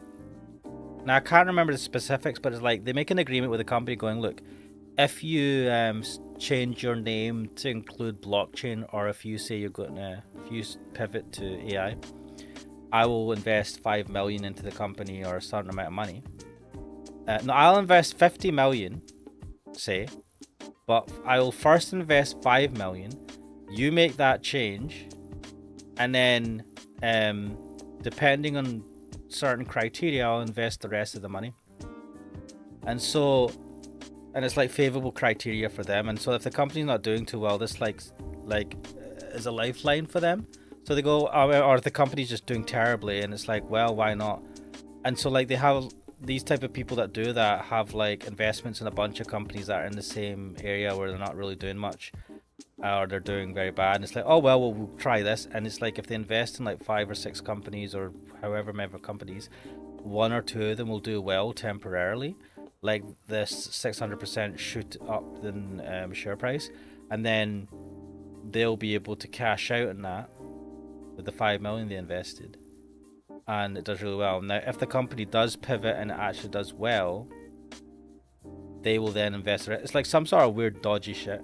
Now, how legit this was, I don't know. It was a fucking Instagram video, but it kind of made sense. I'm like, why would a company just give this shit? It's like, it feels like a what do you call it, last ditch effort to like save the company, but you're not even saving the company if you're changing to fucking AI. Anyway, yeah, Jake Paul, right? God, I was mixed. Wait, Logan Paul's the younger one, right? No, it was Logan Paul. Logan Paul was the asshole. He was the one that went. He went to Japan and did. But this was early. He got away with it, and it wasn't him that like he did that many years earlier. But it was like the one where he was so fucking disrespectful, and then he filmed a person who had committed suicide in a forest in Japan that was known as Suicide Forest. Like he'd done a lot of really horrible shit, and then he fucking got away with it because he did an apology video, and now he's like doing even better. They did the Prime bullshit, which I mean it's died a death now, but it still exists. And then he's a WWE wrestler and all that shit. It was Logan Paul who had fucked up who had went to Japan and was a dick. So anyway, I mean they're both not the best, not the greatest people in the world. Let me have a look at the Allbirds share price actually, why not? Allbirds share price. This is, I mean, I wish I could predict the future because holy shit, that would have been great to. Yeah, so it went up from $2 to $21. Now, I want to point out to you that it's crashing, yes, but it was at $2.56 on the 14th of April. They made this bullshit announcement, and even though it's going back down, it's still at $10. Or like almost, no, it's at $11 currently. So, or just under 11. It's like made 4 times the amount. So, job done. If you cash out now. Cracker saying recently got into some controversy again, scam people. Wait, again, he did the Zootopia, Zoo fucking, what was it? Logan Paul. Blah blah blah. Crypto Zoo. He did the Crypto Zoo. Well, what's he done more recently? I know what other scam was it? Another crypto? What was it? He did. There was the Pokemon thing, which the Pokemon card thing, which was a bit dodge. Why do people even fall for it knowing that the guy's tracking? Because people are in desperate straits, okay? The job sucks. Pay is fucking shit. Economy is shit. Everything's expensive. And a part of them subconsciously knows this is probably bullshit, but they ignore it. Look, I've done this before as well. They ignore the flat red flags. And they choose to believe because they want to believe because they want to be able to get out of the shithole situation that they're in. Now, there's some people that are delusional and think Logan Paul is amazing and that he wouldn't fuck them over, or that he's like turn a new leaf or some bullshit. There are some people, but I feel like a lot of people are like they kind of know, they just don't like accept it, and because they want to believe that they can make the money that's been told to them, and they just need someone, even if that person has a bad reputation, they just need someone to say it to them in a nice way, and that's all they need, because like that's how I see it. Maybe I'm naive. I mean, I am naive. But maybe I'm very naive and they're just all idiots. But like, also, most people are not very like au fait with investments. Like, it's not something they teach at school. And even the experts, it's like a tough thing. And it's a lot of it revolves around emotion and not being emotional when you make your investments. And your average Joe will invest and there'll be an amount of I mean, I do it as well, right? Like, there's an amount of emotional aspect which you shouldn't have. You should be trying code and calculating and all that. But this stuff works because the economy fucking sucks, right? Like, these scams skyrocket because people are fucked. That's how I think about it. If the economy was doing well, if wages were reasonable, if house prices weren't ridiculous, if most people could get by and be quite happy, right? I don't think you'd get these fucking crypto things. No, most people would just say fuck off. Just,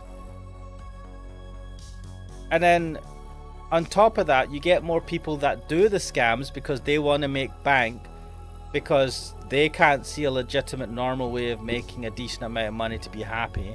And then in the world of social media, everyone's pretending they own a fucking Ferrari or a Lambo when they don't fucking own it. They just rent it, and they rent the house because they can't afford jack shit. I mean, they have money, but they're making money by selling courses to other people who think that they have money, or scam them, with the course because the course is bullshit. Having said that, tomorrow I'm going to start the Ashmanics University for I don't know, middle-aged men who love anime waifus. I'll just charge you $100 a month. I promise you it'll make you happy. I'll introduce you to like some fucking amazing AI waifu and she'll answer all your problems in life. Join today, discount. Instead of $100 a month, you can pay $99.99 for the first month. Get a penny off or a cent off. Cracker's saying more of a reason you should launch Ashcoin. I'm sold. I mean, I'm not going to pretend that I'm a good person, but I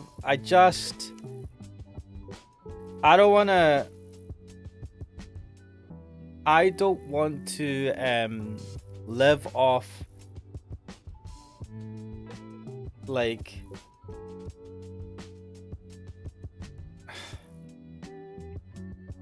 to suck the money from people and have them suffer because I lied to them, you know, and be like flaunting that money about. I don't know. That is not the type of I want to make all the money, and yeah, I want to like stand over the rotten corpses of my sworn enemies, but I don't want those corpses to be the average Joe who I lied to.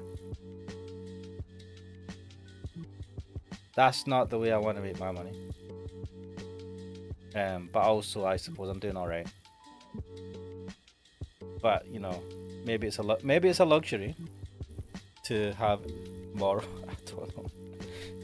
I mean,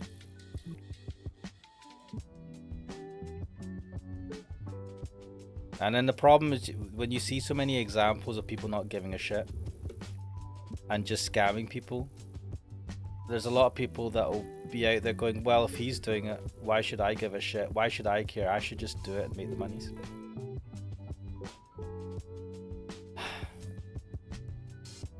And we've got generations of kids, people growing up looking at all these scammers in the most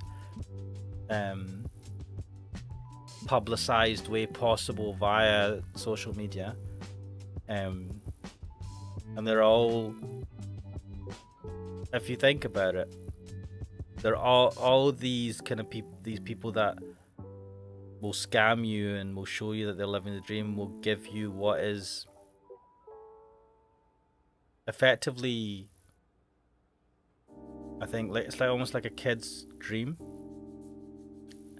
of what being successful is, like having fast cars, being around attractive women or attractive people or whatever, drinking and partying, smoking big cigars, like a caricature of a person, and basically all the things that it's like all the things that give you the most temporary happiness. I mean, look, I want to have all the monies, all the things, all the women's, I guess, all the waifus, I don't know. But like I realize that it's like this is, I mean, I want to have a nice car, but like a part of me is like, okay, if I had all the money in the world, would I go and get a Bugatti Tourbillon? What the fuck is it called? Bugatti. The Bugatti I think it's Tourbillon. I don't know. I'm terrible at. What is Bugatti? French? Bugatti's French, of course it is. Anyway, like, would I buy a 5 million or 3 million pound car or something? I'm like, God, what? I mean, first of all, if you drive a Ferrari or something, you kind of look like a dick. I don't know, it's hard. Unless you're a race car driver, if you're like F1 or something, or you do like rally or something, like it's your thing, you just look like a dick. I would look like a complete fucking idiot if I was driving a Ferrari. I would just look so, like, there's no way I'd be able to, like, to do that and come out looking cool. I know James Bond, man. Let's not fucking pretend, right? Ash woke up in a new. I mean, if like I don't, and they're so flashy. They look nice. Ferraris are beautiful. Some, well, I mean, some more than others. I don't know. Like there's types of cars I like mid-engine cars. I love the way they look. The low flat, like wide, big wheels. Kind of like the Lotus Elise style, but like there's more newer Lotus. Like they look cool, right? But I don't like sit there fucking, I don't know. I'm not really a person. I feel like I should be more of a car person. I love cars, but I would love to like Man, I'd love to like try and make my own car. I did have this aspiration at one point, you know, do a kit car or something. You can make some fucking mental cars, but you need to have like space for it to build it, like sheltered space, like a garage or something. And it's a lot of money. And but damn, that shit's cool. I do like cars, but I don't know. I'd be happy with like I don't know, like a Toyota or a Volvo, or I mean, like I suppose the BMW drivers have such a bad rep, man. It pisses me off. But again, Audis are nice. I don't know, man. I don't like the cars look cool, but when I see how when I think about it, right, okay, if a car costs like, man, cars are well expensive now, and like if I had like, say a car's like 50k, right? Say $50,000, I don't know, 50k dollars, right? For you guys in America, 50,000 pounds, whatever, right? I'd be like, man, this is nice. But then as soon as you drive out of the garage, the place you bought it from, you lose like fucking 10k or something. Like, fuck, I can't. Like, a part of me just dies inside thinking like that. And I'm like, I would have to be. I would love to get like, just like the idea of a brand new car. I would love to get a brand new car where you literally like take the wrapper off and it's yours, and that's nice. But like, yeah, the cost drop, I'd be like, fuck, maybe I'm too much of a miser. If I had loads and loads of money, like I was like a multi-millionaire, yeah, maybe I would buy like a, I don't know. Oh man, some of the Kias look nice. I'm looking at yeah, I mean, to be fair, I like some of the Kias and the Hyundais. They have some pretty awesome designs, like futuristics, kind of my thing, right? If I was gonna go for a sporty car, I do like the Lotuses, but like, and they are so cool, but they're so fucking practical. So maybe I'd have two cars, but I don't like go out driving loads at the weekend. I don't know, man. I'm like, I know what would happen. It would just sit in the garage. I would hardly use it, and I'm like, is this? Maybe I'd get an old Lotus Elise as a second car, as a weekend car. That would be cool. Drive around the Scottish Highlands on the weekend. I mean, we have beautiful roads here. The weather usually sucks, but I don't. Those things alone don't make you happy, though, right? Unless you're very passionate about cars and you have a specific car, or it has a specific strong meaning to you.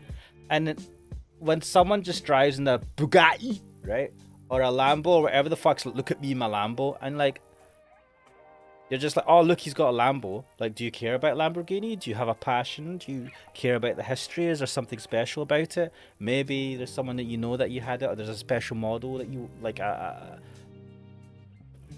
or a classic car from back in the days. Like, I get that, right? But I don't know, like, just having things and women, it's like you see so much of it online. Oh, look at me with all these women, and they've paid the women to hang around with them. And look at me in my nice car. It's like they're renting the car, probably. Nobody buys anyway. Even the rich people don't buy, because if you take out debt, you can't get taxed on debt. So it's actually more fucking tax efficient to not buy stuff. Anyway,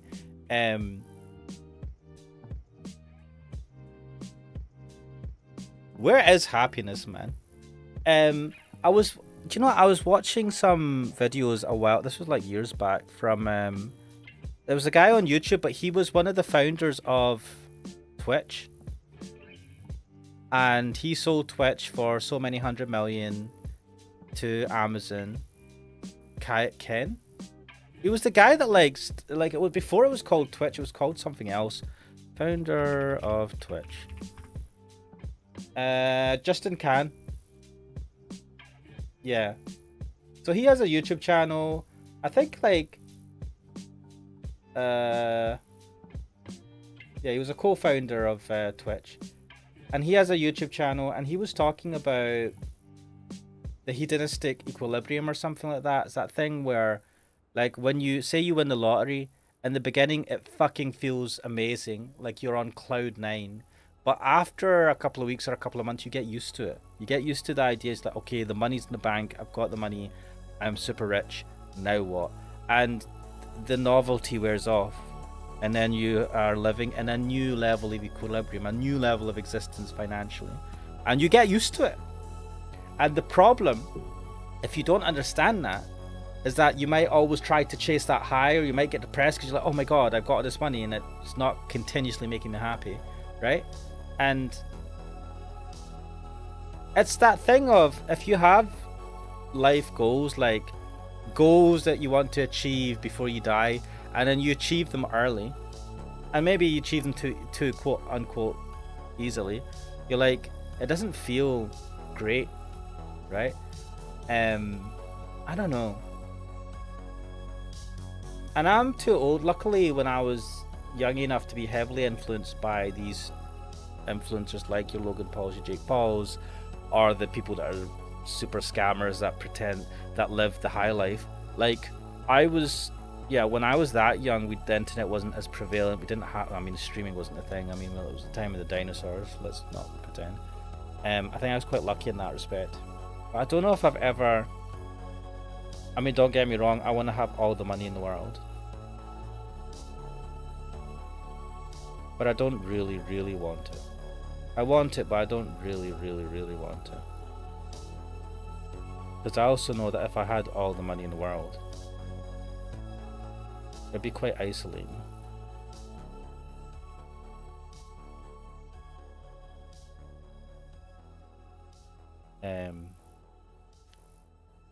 Vajay said, I didn't even know what a Bugatti was until a few years ago. Because you don't need to, man. It's the engineering of Bugattis are impressive, right? Like, I remember they were talking about the engineer, the guy who engineered like the Bugatti Veyron or something, and it's fascinating, right? It's an engineering feat, right? But yeah, I was watching a video. I think it's a British YouTube channel. It's called Car Wow. The guy reviews cars, and then one of the videos he did was he went through the process that you'd go through if you were buying a Bugatti Tourbillon. I apologize to the French if I'm mispronouncing that. Like, you actually go there with one of the people that helped design part of the car, and they invite you to like a fancy mansion, and you sit there and they give you like fancy food to eat while you sit there and go through all the options for the car. And I was like, that's pretty cool. I don't really care for that. It's nice. I'd like to sit down and have a nice meal when I'm choosing car options. But hey ho, I don't like die for something like that. I don't give a shit. I'm happy. I'm glad. Like, I'm a greedy bastard. I'm not gonna pretend I'm not, but not that type of greedy, I suppose. Cracktail was saying, ask Cookso how does he feel when he drives his McLaren in the city. Grander's saying, BMW, you want to pay subscription for using brakes? Oh my god, I remember they're doing that subscription for heated seats. Fuck you, BMW. Fuck you. Fuck you. Anyway, did someone say Highlander? There could be only one. Justin TV, yeah, because it was originally called Justin TV, right? And he would literally go around with a camera strapped to his hat, his baseball cap. Like a fucking, like, do you know what? I give him credit. Fucking the balls. Plus, you could see he had a camera on. Like, it's not like those weird glasses you get with the cameras in them. It's fucking dodge. I just think I take that money and go gamba again. There's no equilibrium.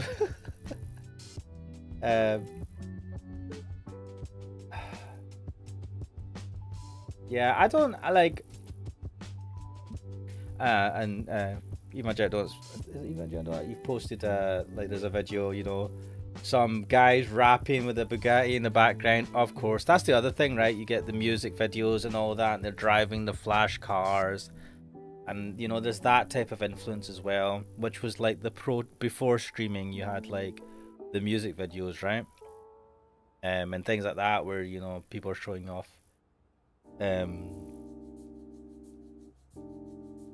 Yeah, just I would like to have a nice car, but I don't think Ferrari. I don't think McLaren. Maybe I'm lucky. I just I'd like to drive a McLaren, I suppose. I went for, you know, you can get those driving experiences things where you go and they have all these fancy cars and you get to race them on a track, right? like I've been on one of those experiences, and we got to drive a couple of cars, and I can't remember. One of them was an Aston Martin of some sort. There was a Lotus, not the Elise, the Lotus, the bigger brother to it. It's not Evira, is it? Lotus Evora, that's it. It was a Lotus Evora. It was alright. It was fast. I was like, it's alright. I mean, clutch was a bit heavy. There were some things about it. I can't remember if it was that car. There was a couple other cars, and I'm like, this is cool. But I don't know. Maybe if I owned it, if it was my car. When you drive some other car, if you like rent a car, it's not the same. If you own a car and it's yours, I don't know. There's something that feels nice about it. It's yours. Fuck him. They can't take it away from me. And whatever car that is, you know, it's my car. Why is my Amazon Alexa just restarted? That's creepy. Anyway,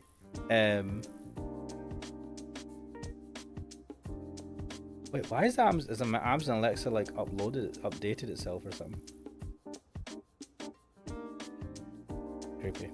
Dodge. Something not right. Also, I usually mute it. I forgot to mute it.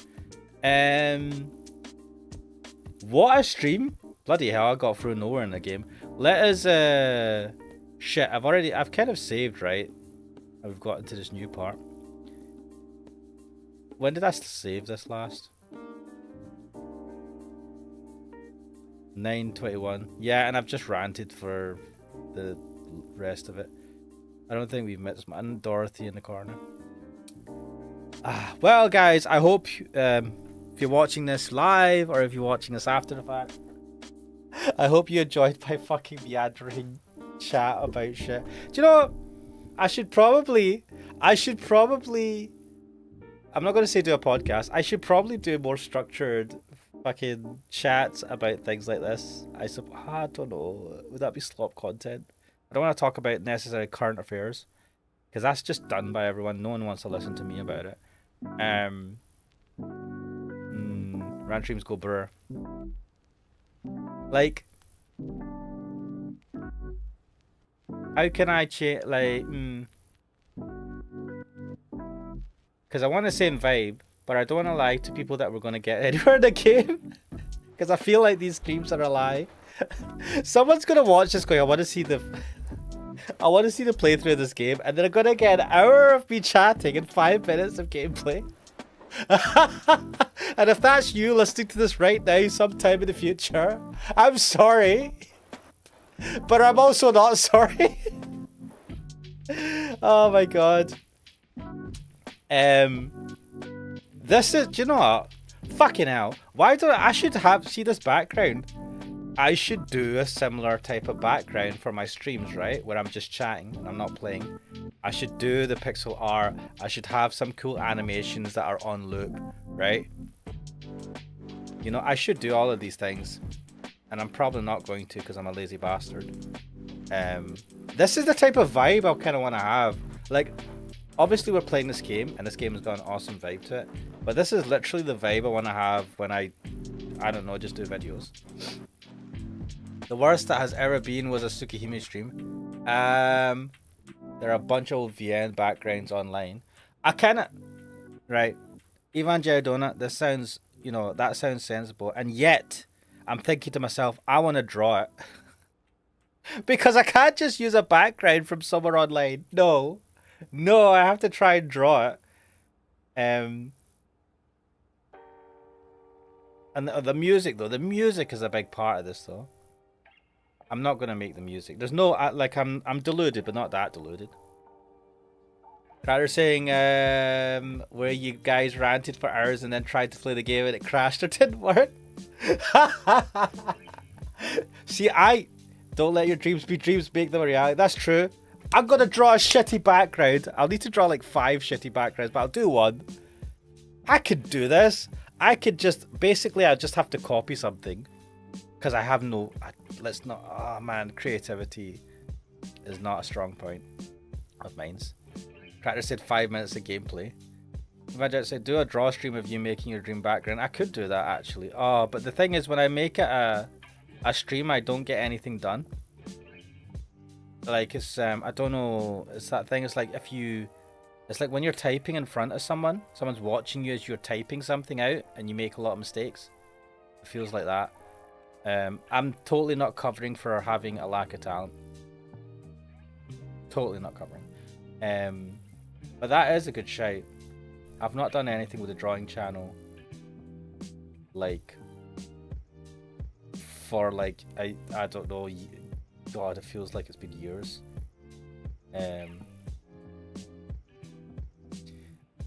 But when I think about it, when I think about all of this, this is my, like, this is where I excel, talking shite. So whenever I pretend to myself, I just do a drawing stream.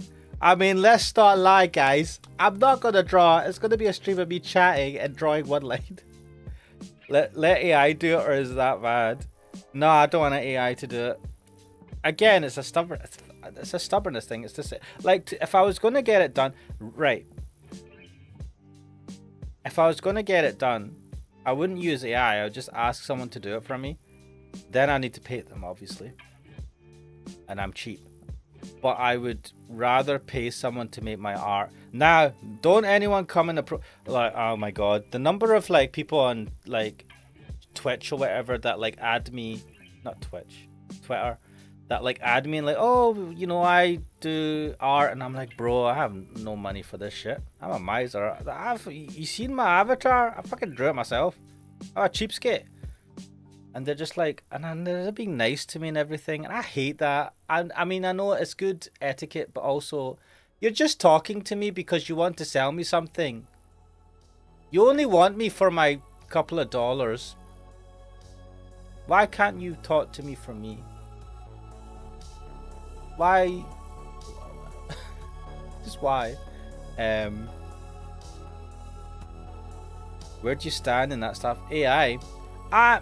I use AI heavily for coding.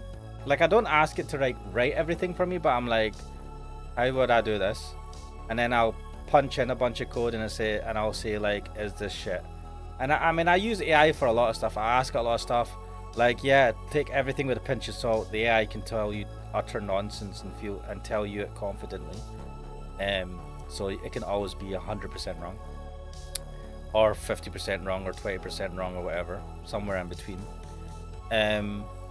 But for generating images, no, I don't like. I've seen the videos and stuff like that you get made from AI. There's something about it where, no, I mean, yeah, you can get AI to do like Studio Ghibli style avatars of your face and stuff like that, and it's pretty good in certain things and stuff, and yeah, you can get it to do stuff, but and it's not to say that it can't make things that are entertaining. There's like a YouTube channel that has videos made from AI that does like current politics but in anime form. You guys might have seen it. I can't remember what the name of the channel is, and it's pretty good, I'm not gonna lie. But yeah, I'm not I don't know. I like it when a person is involved in the process. I also find that there's not loads of I mean, there's the aspect of where the AI trained from and stuff like that as well to make its art. There's questions around that, but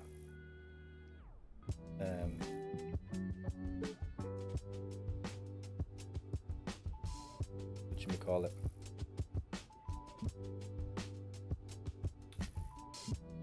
And then the other thing is, there's not loads and loads of different AI image generation things, because it's a very, as I understand, it's a very computational intense process. Computationally intense process, and so what you end up getting is, when you ask it to do certain things, it'll look kind of samey, because a lot of people will be asking it to do things. And if they do anything similar, it can have that, or it has a samey look.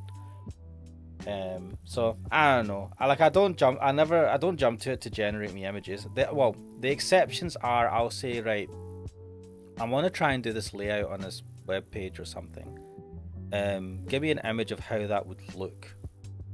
But I would never use it verbatim. Now, if I asked it to do something in CSS for a website, yes, I'd look at that code and I would use it. But not straight up image generation.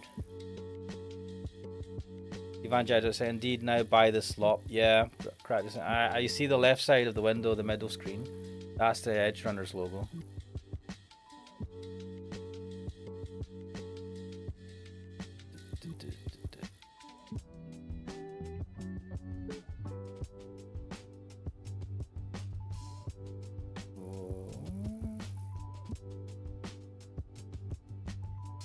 There's a new series coming out for Edge Runners, is it not?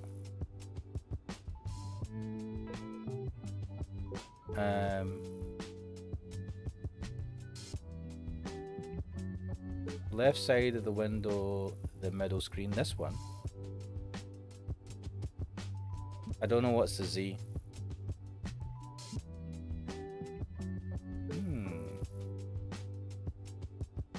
There's that guy, Skybrows, that makes AI music video that looks pretty... Yeah, do you know what? Some of that stuff is pretty cool. I do like that. But he does pander very heavily to a political side. To be fair, I think that's the thing where AI... Interestingly enough, the thing that I consume that has a lot of AI tends to be the stuff that's more or just more current. And it's satiring something. And I think because AI... is so fast to generate stuff, especially if you have a workflow in place for it. Like, you can do a lot of like really funny satire, current event stuff. It's a bit like how South Park really streamlined their process of making episodes, and they got to the point where they were like talking about stuff that had literally happened in the last week, almost. Just like from storyboarding to like production to end product. It was mental. Which I assume they still do. I see the advantage of that, but most other things where I'm just like, no, why is this AI? I mean, I know why it's AI, it's cheaper to make. But also, the problem with the AI is that, like Google, if we rely on it too much, the people that were, so that all the kind of like artists at the, like the junior and mid-level artists or whatever, or say the junior artist that replaces in the mid-level artist that replaces, like, you'll just like get rid of them. Nobody's going to bother doing art professionally, or very few people. And then if anything happens to the AI stuff, so like we are relying on cloud-based AI. Yes, there's local-based AI, but it's not at the same level as cloud-based AI, and definitely I don't think for image generation. So like we're all relying on these companies like OpenAI and Google and stuff like that, and eventually like the cost of especially image generation, video generation is phenomenal. They charge you a price for using their services, but it doesn't actually cover the costs of compute, the hardware and the energy it uses for it. So eventually the AI bubble is bursting. Eventually they're gonna go, actually, you know how we're charging you £20 a month for this? We're gonna start charging you £2,000 a month, because that's how we'd make profit. Get wrecked. And then people who are wholly reliant are fucked. But I mean, it's coming, so I'm going to take advantage of the AI as much as possible, not to generate images but for like the coding stuff. And then I'll switch to the coding stuff's easier for local. I'll have to figure out local AI stuff. I know Evangelical Donut's talked about local as well. Evangelical saying, oh hey, that also looks like the ZZZ logo. It probably is, to be fair, on the middle left screen. Posted a comparison to gaming channel. Yeah, do you know what? I think that is like an approximation of it. Yeah, I think, and it's done in a way that like you can't say, oh, that's definitely exactly it, but it's close enough. But it's like different enough to not get in trouble. Cracker saying, yeah, I hate that now that I search something, Google only gives me the AI. Yeah, which, you know, it's a bit weird. You would think, like, Google's whole thing of making money is that people, you know, push to be the first result in the search results. But if it's giving AI results for a lot of things, it just stops people from bothering to go to the search results that come up for it. So then they're cannibalizing or they're fucking over their customers.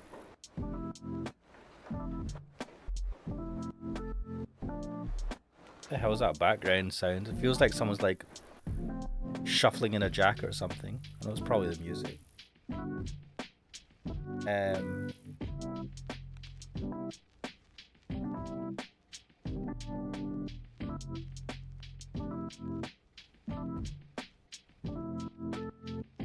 But yeah,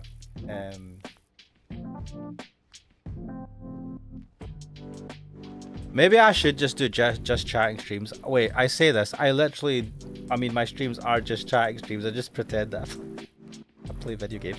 Maybe I should like do better playthrough streams, where I'm gameplay streams where I'm actually playing through a decent amount of the game. I don't know. I mean, to be fair though, this game D1AL-ogue is like Valhalla, where it just gives you so much room to just chill. Like the music, the chill music, the vibe, it just like, it's the perfect environment to just not play it, have it running in the background and just chatting. This is good. Anyway, I better end this now because I'm like 20 minutes over the 2 hour, my self-inflicted 2 hour limit.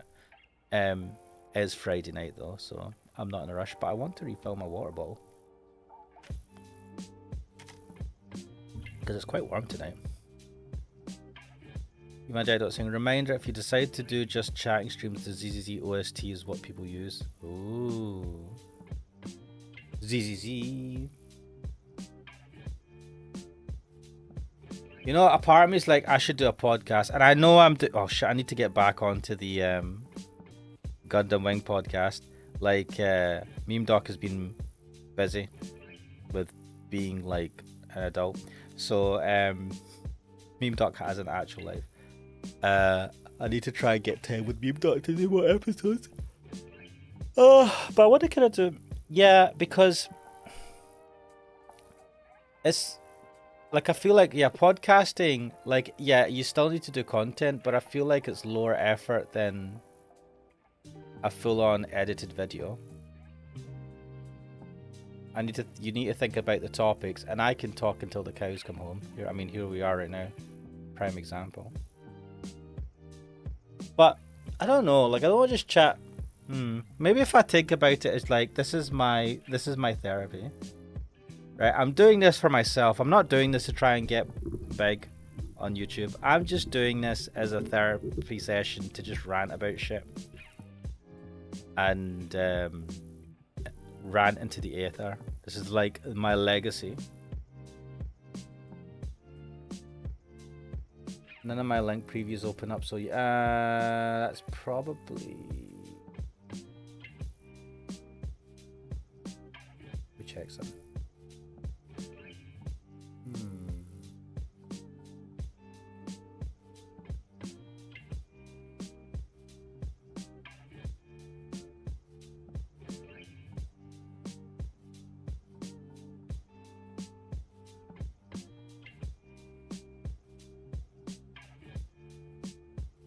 Cannot remember if previews were enabled under a certain rule or not. Anyway, D1AL-ogue saying also Endless Whinge podcast. Don't say that. God damn, Meme Dog bloody comes up with a better name, pissing me off. Also, if you want to do Gundam Wing stuff, check out Crossrays. Men will do anything but go to the therapy. I know. But guess what? Therapy. Wait, how much is therapy? But also, therapy costs money.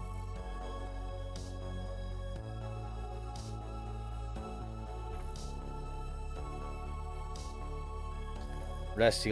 What does Google AI say? Private mental health therapy in the UK typically costs between £40 and £150 per session, with average private in-person sessions ranging from £50 to £100. Online therapy often ranges. I'm not doing online therapy. Fuck that. Dodge. What NHS care is free, private options are faster and lower cost options exist via charities. Yeah, I don't think I'll be able to go to a charity for it. Well, 50 to £100. Say, let's say like, I mean, £70. Man, £70 per session. Bro, I need lots of sessions. I'll be poor. And then I don't even like, yeah, I say to people that therapy is probably a good thing for most people. Most people probably should have some sort of therapy. Most people, like back in the day, you'd have a mentor like figure in your life who had some sort of wisdom, and you could go to them. And, you know, well, not everyone had this, but like the ideal is like someone who you can trust, who you feel is wise, or at least more wise than you are at that current point in time. And then you can talk to them and basically sound off them. And to be fair, it's not even needing someone who's wise, it's just someone that you can trust, that you can talk to. And you just, people, I mean, not most people don't have that, right? So, I mean, that's what you're paying for therapy. Like, they are mandated to not fucking tell anyone what you're up to unless you're doing something criminal. And it's like £50? But fuck it, I'll just do Mr. Wilson. I'll get a football, and draw a face in it and talk to that. £50, man. I say 50. 50 is the cheaper round. Practicing in this economy? Yeah, no thanks. I'll do drugs. To be fair though, I do think it's a good thing, but like, I don't know. I feel like most people, they don't like just like talking about their stuff, right, to anyone. And that's the thing. Like, you don't know once you get to know the therapist that you have, you eventually feel, if they're a decent therapist, you'll feel comfortable enough to talk about things. And I feel it's one of those things where it's like you just need someone to like. I feel like therapy, and I'm no expert, but I feel like therapy, the purpose of therapy is for the therapist to just help guide you through your own journey to understand yourself, right? So like, they're not going to like give you the answers to your problems. The idea is that you kind of like, they walk with you as you walk through your own psyche to try and understand yourself, and they'll expertly guide you, ideally, away from whatever pitfalls can come from that, you know, I suppose touching like stuff that give you I don't know, like super hard stuff that you just don't want to touch, right? But like and the idea is that they just help you try and understand yourself and address issues that you might not even realize you have. And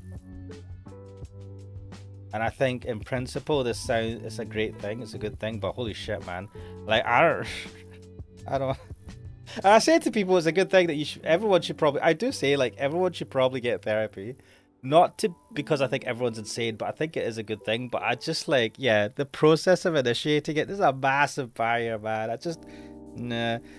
Even I don't think the irony is that visual novels did that for me over the decades, Lesson in Love being a big one. Yeah, I mean,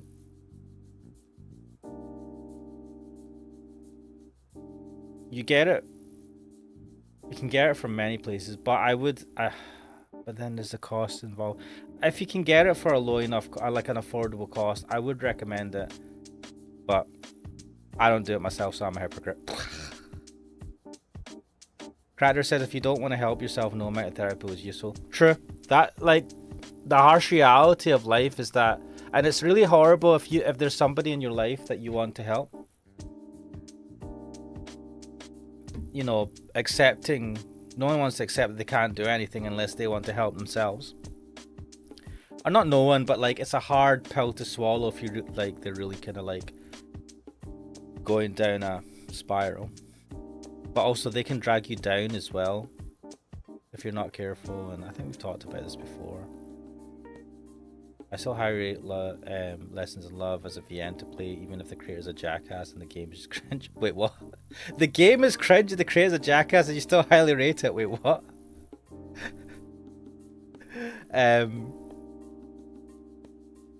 But yeah.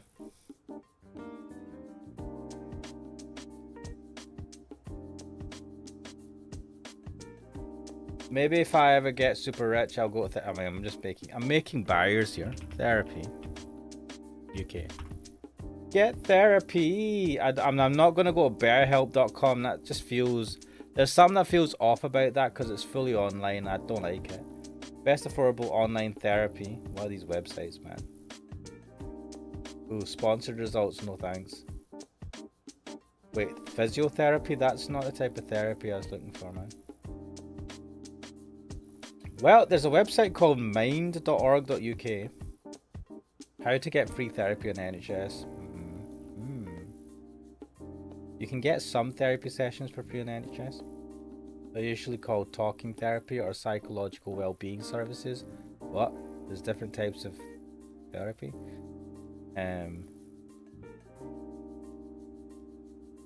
Oh god, you have to ask your GP? I don't want to do that. I don't even know who my GP is. Yeah, this sounds like effort. Where's the find mind? We have local mind branches all over England and Wales. I'm not in England and Wales, man. What the fuck? Well, this was a failed excursion. I don't think it can ever work for me. I don't know, like, I'll be honest, Cracker, you might be surprised. I'm not saying you definitely will be, but you might be, right? It is one of those things where I accept that you need to give it a go. If I mean, if you're not used to talking to someone, I mean, and it's almost, in a sense, it's easier if you're going to a professional, an actual professional, who's not going to tell your mates, you know, someone who's separate from your normal life. Because I wouldn't talk to anyone, to be honest, about stuff. Like, to keep it to myself, because I just don't like the idea of them like saying to anyone else, because they will. A secret is best kept when only one person knows the secret. Like, you tell anyone, even if you trust them 100%, they'll have like a significant other or someone that's super close to them that they will tell the secret to. It happens all the time. I literally see it happen, and I'm like, why are you telling me this? You said you keep it a secret. It's not a secret if you told me, and I'm glad you told me, in a sense that you trust me, but still. Imagine I don't think it's a very philosophical game. Lessons in Love. Cracker's saying they aren't even licensed therapists. You're talking about that BetterHelp, right? Yeah, that's dodge. Fuck that. That's super dodge. How did they get away with that? Vajado says people use AI for therapy, such as much cheaper. Do you know? Yeah, and I do not think you should be using AI for therapy. There are so many dangers with it. But I don't know. I've asked ChatGPT a couple of things that I just wouldn't ask anyone besides a therapist. And it does say, look, I know psychoanalyst, and I'm like, I know, man. I just don't want to go to a therapist. I'll listen to your bullshit answer. To be fair, and the problem is it's a sycophant, man. You have to be careful. I mean, and it just talks shite well, not half the time, but sometimes. I don't know. But I get that. There's something about the machine at least feels neutral, even though it's not 100% neutral. Like, you can talk about something to a person and there will be a certain amount of judgment depending on the person. Whereas the AI doesn't judge you per se, or at least the perception, it doesn't judge you. And there's something about that. I do like that. It's like, yeah, there's going to be a bias. There's always some sort of bias. So there'll be a bias in either the weighting of its model or something, right? Or maybe the company that runs it has made it biased to something. But it feels at least more neutral than asking a person about certain stuff. And I love that. I wish I could find more like people that can be neutral about shit and give you a more objective view of things. Um, I crave objectivity. Crowder saying, you'll imagine getting therapy from Dorothy. I feel like her version of therapy would involve a whip and pain. I don't know. Majado saying, I'm sure someone could make a Dorothy chatbot. Oof, probably. I don't know. I don't trust it to act its part out faithfully, no matter how much data you shove into it. I don't know. I mean, maybe I'm too trusting of Chat GPT. Well, I mean, how I treat AI stuff is like when I talk to a person. Okay, when you ask a person for their opinion about something, you cannot just accept what they say as fact, right? You intrinsically go, this is subjective, but they could be totally fucking wrong. And the thing is, when a person tells you something that's fucking totally wrong, usually it's because they don't know it's wrong, right? Or they're lying to you for whatever reason. But they still tell you it. If they don't know they're wrong, they'll tell you it with full confidence, right? If they feel confident in it, unless they're uncertain, right? And so it happens with a person, and it can be super annoying. But if you understand that whatever anyone tells you, including myself right now, right? They could be full of shit. Maybe I'm full of shit. That's the only lesson we take from the Ashmanics rant today. But I'm probably full of shit, right? So like the things I talk about, the things I say, yes, it's opinion, but even the things that are moral objective, I could be totally wrong. I could be mistaken. And you know what? I think I'm probably right. And so I'm going to say it with certainty. And that's the way like the AI's model works. It thinks it's right. And the only difference is that you can make it question itself very quickly and go, that's not right, what are you talking about? And then it goes, oh, sorry. It instantly goes, you know what, sorry. And then it's like, it's just like, yeah, I'm probably wrong.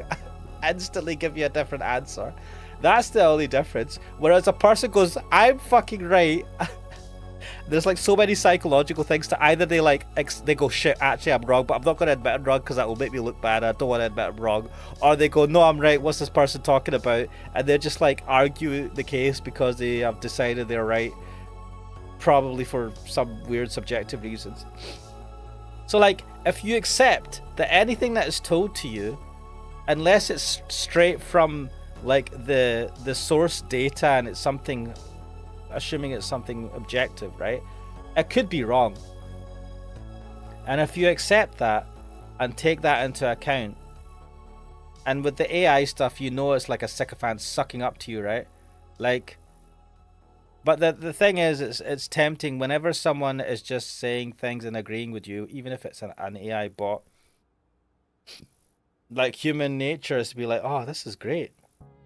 You know, it's saying nice things to me. It's agreeing with me. Yeah. You kind of just want to believe it. It's like I was saying with the people that get scammed with the crypto stuff by like people like Logan Paul who've already done it before and have a track record. You want it. You depending on what you ask it, you might want it to be true, and it's telling, yeah, you're right, and you're like, yeah, because you want it to be true, and it could just be talking shit. I mean, that is the risk. But that's what an echo chamber is, right? Online, plenty of them that are not non-AI related. I suppose now you could just create an echo chamber of one. You and the AI chatbot psyching yourself up for something mental. Eva Jedot is saying local AI is the way to go. Yes, that is the future. That is my long-term strategy. But right now I'm just using all the cloud ones until they become unfeasible. Even though they have all my data. Oh my god. Interesting. I mean, if you want a whip to be involved, we've seen Dorothy talk about deep topics in the bar. She's pretty good at it. It's interesting you say that. That's what makes her character endearing, right? That she's got this like flirtish side to her, and she's like, oh yeah, you know, I'm happy to do all sorts of dodgy stuff, right? But then she has this kind of wisdom and she can talk about deep subjects. I mean, that's what makes her character appealing, right? Um,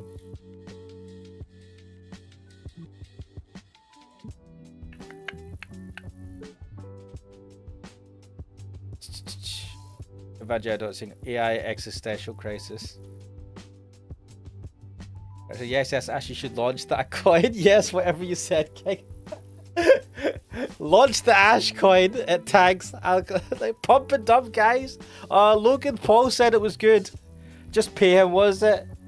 £500, £1,000. I don't know how much money it takes to like tweet a fucking text about some stupid. What was it? Dig dog doink. Oh my god. God damn this fucking internet.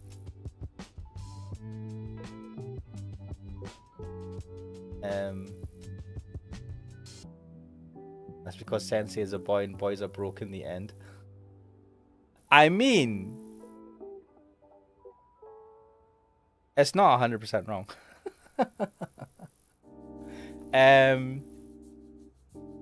That gap moe. Yeah, I mean, I do like that. I like someone that comes across, someone that comes across that way, that have more depth to them. I like people that have depth to them. Whether they look like they obviously have deep character or they don't, it's all good. It's like how you're probably going to get more, not all the time, but you're more likely to get more deep conversation from people who are a bit older than you are from people who are a bit younger. And that's nothing against younger people, it's just life, right? It's we've lived less. Well, some young people unfortunately have to go through a lot in life early on, but you know what I'm saying in general. I don't know, you become more scarred and stained from your life experiences, and it's like, so I'll give you the example of a clay teapot, right? What's it called? It's called I think it's called a Yixing teapot made out of clay, and it's not it doesn't have any finish on it or whatever on the inside. And the idea of the teapot is that every time you make some tea in it, loose leaf tea, right? You have the boiling hot water, the tea in the pot, right? The taste of that tea soaks into the clay. And so even if you make it with different, I don't know if you're supposed to make it with one type of tea all the time, but if you make that different teas in that teapot, those different tastes, they kind of like get absorbed into the clay and become the part of the taste going forward.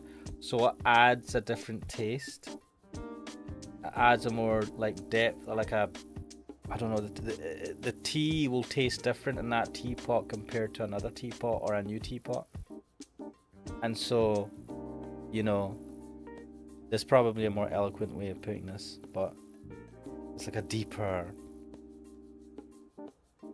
more complex taste to a life that's been more lived.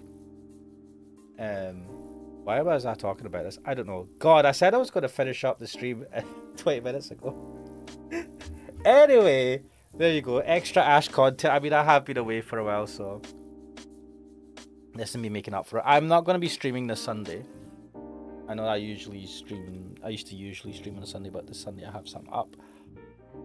I'll try and stream next Wednesday, see what the timetable, what type of things to do, because as I was saying, maybe I should do a chat stream. I suppose with that I could edit it out as well. I don't know. Maybe I should do something. Maybe I should do something more editing. Like, what would benefit people? Because if I wanted to do the lowest common denominator, I could just do the, well, I wouldn't be successful in it, but I could just do the quote-unquote slop content where I just talk about current affairs and what happened or what someone sent me about on TikTok or something, and just comment on it, be a commenter. But I feel like that's just not me. I don't want to do that. It's lame. But also, it's a done thing. It's probably waning, that type of content. You've got your big hitters like Penguin Z and stuff like that. I don't know. This is the thing I keep asking myself for years. What can I do that is different, but also beneficial? Cracker saying, I think I'll add this game soundtrack to my playlist as well. Yeah, give it a go. And the thing is, this is the streaming, the streamable version of the soundtrack. I think it has a better soundtrack when I disable that, and you can hear the full soundtrack. So there's probably a lot more good stuff on that.